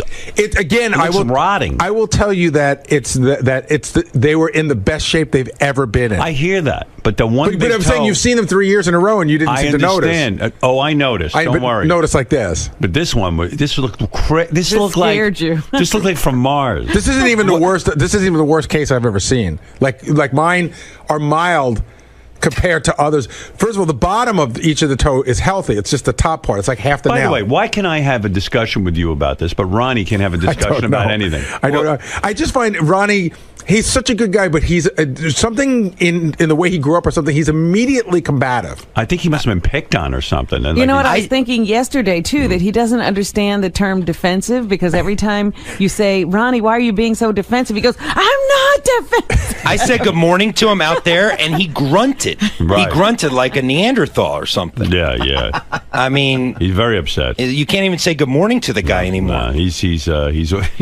was. I got to tell you, yesterday we spoke to him on a wrap-up show. Yeah. John and I got off the wrap-up show. It was the first time where we just, John and I, we sort of recap. Right. And we were like, I think we felt sorry for him. He seemed very defeated. He's a confused guy. And he seemed very upset and he seemed really shaken in a sad kind of way. Really? He thinks everyone's out to get him, but he's paranoid.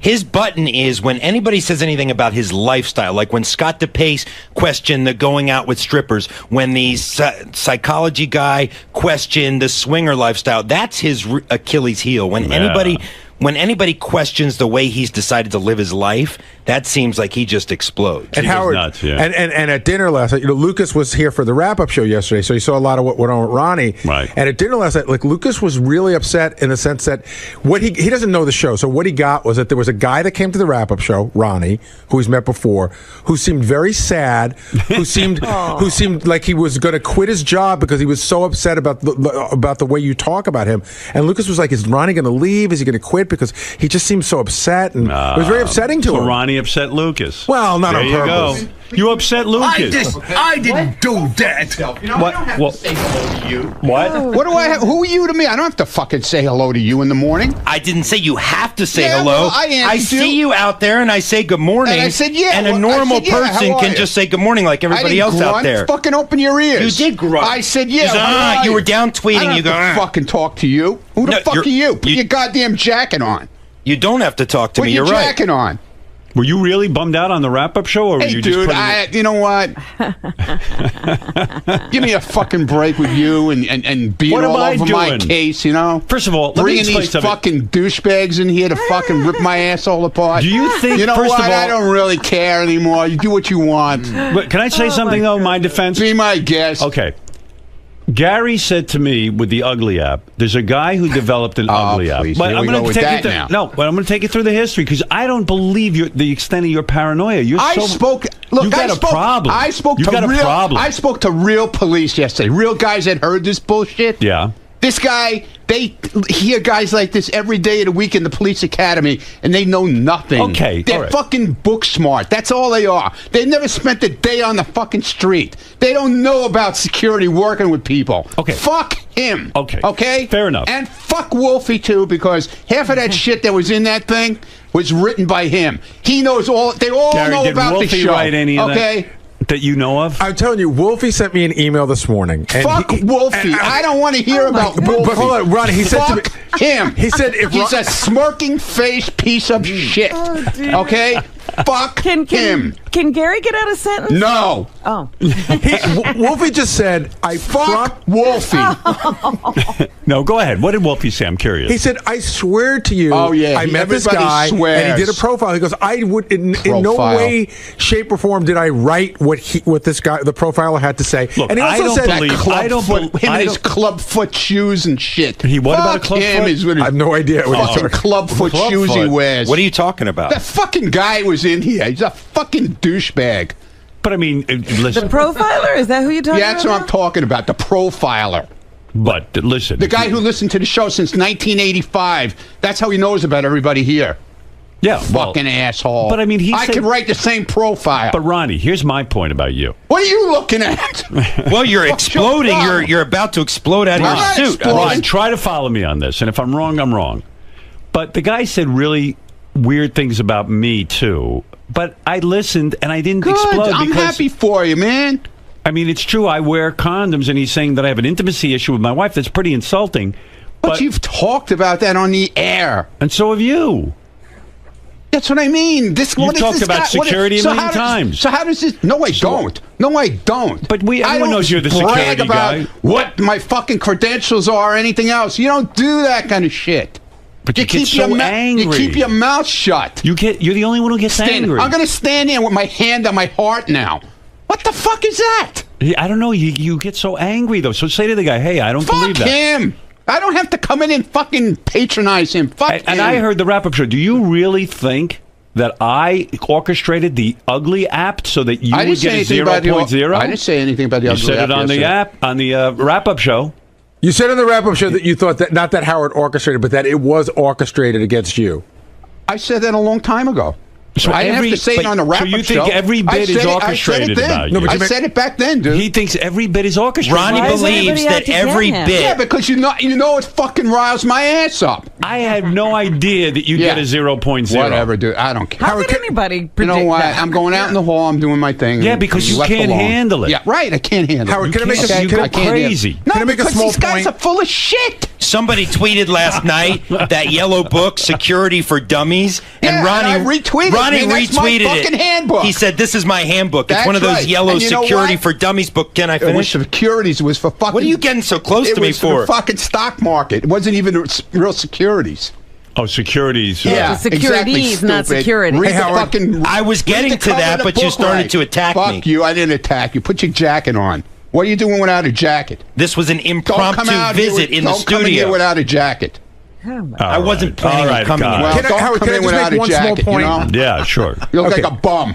Ronnie on the wrap-up show yesterday said that they singled him out. I said, well, why would Wolfie single you out? He said, because it's good radio. And I made the point that they profiled Fred and wouldn't He's afraid of Fred. Wouldn't making fun of Fred might kill be him. good radio as well, but they didn't. Your Right. security training has taught you that, Ronnie. They're afraid of Fred. And then he's got an explanation. Well, I mean, you had a meltdown on the wrap-up show. I had no I idea. didn't have a meltdown. You sounded like Lucas. I didn't have any fucking meltdown. You scared Lucas. No, I didn't scare Lucas. You scare small I children. wasn't even yelling. Something's dude. going on because the past week you've been. Yesterday I Don't asked you worry about about your me. new. I asked you about your new car and you jumped down my throat. Oh, it's not your business. He has some kind of new pace pace car, It's all not your- painted What? up. It's not that your my fucking sources business. told me. Your sources told me. And I know who your fucking source is. There's one source here that knows about it. Who? So I know who your source is. Who is the I'm source? I'm not revealing You it. don't, because I have multiple sources Yeah, on this multiple one. sources. So talk about your painted up pace car. None of your fucking business. What do you mean a pace It's none car? of your fucking business. Ronnie, what is a pace car? You mean like None at of a your track? fucking business, dude. You're talking about a pace car that keeps at the track? You have a That pace starts the car? race? Don't worry about what I have.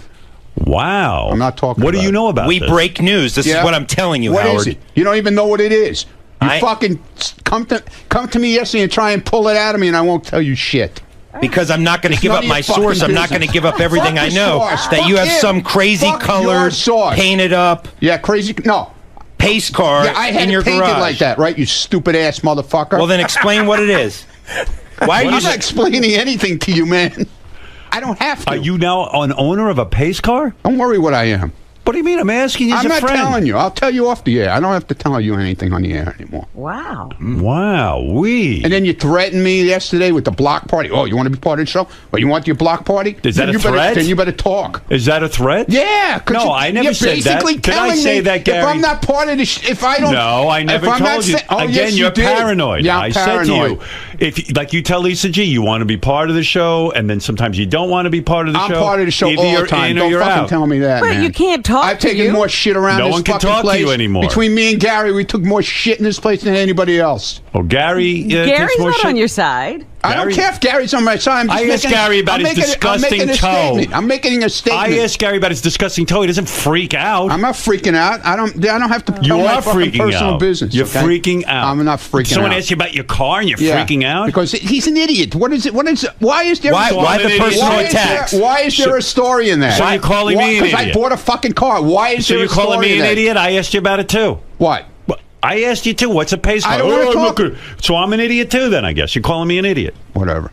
Thanks. Nice. Called me an idiot. Yeah, I mean, these personal attacks Idiot. are really Look, unwarranted. The things you fucking called me over the past fucking I haven't 2 said years. anything. Oh, please. You put me Then- down like I'm a fucking piece of shit on the street. Yesterday I didn't you put always you down put for a me minute. down, man. You love it. When you did I love put- doing it. Name something where I put you down.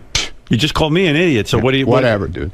Because you don't have an example. I have plenty of I've examples. only treated you nicely. I have plenty of examples. No, you don't. Name one. I have plenty of examples. Give me an example. You're always fucking making fun with the security thing. I didn't say anything. Always. The guy man. profiled you. you. Put me down constantly. The guy profiled you. My security guy is fucking half the size of me. I never made a height How joke. do I have a fucking guy like that with Did me? I make the height jokes? Dude, I've heard it a million times. I don't know. I I don't make the height jokes. Dude. I mean, everybody I've else heard it does. a million times All from right. you. Everyone around here does. You don't hear it from me. Yeah, okay. I'm paying you and hiring you, and you're saying And I'm you're putting making you down. you're making fun of me too, all at the same No, time. I'm not. It makes no sense. I but never okay. made height jokes. That's why I'm here. Go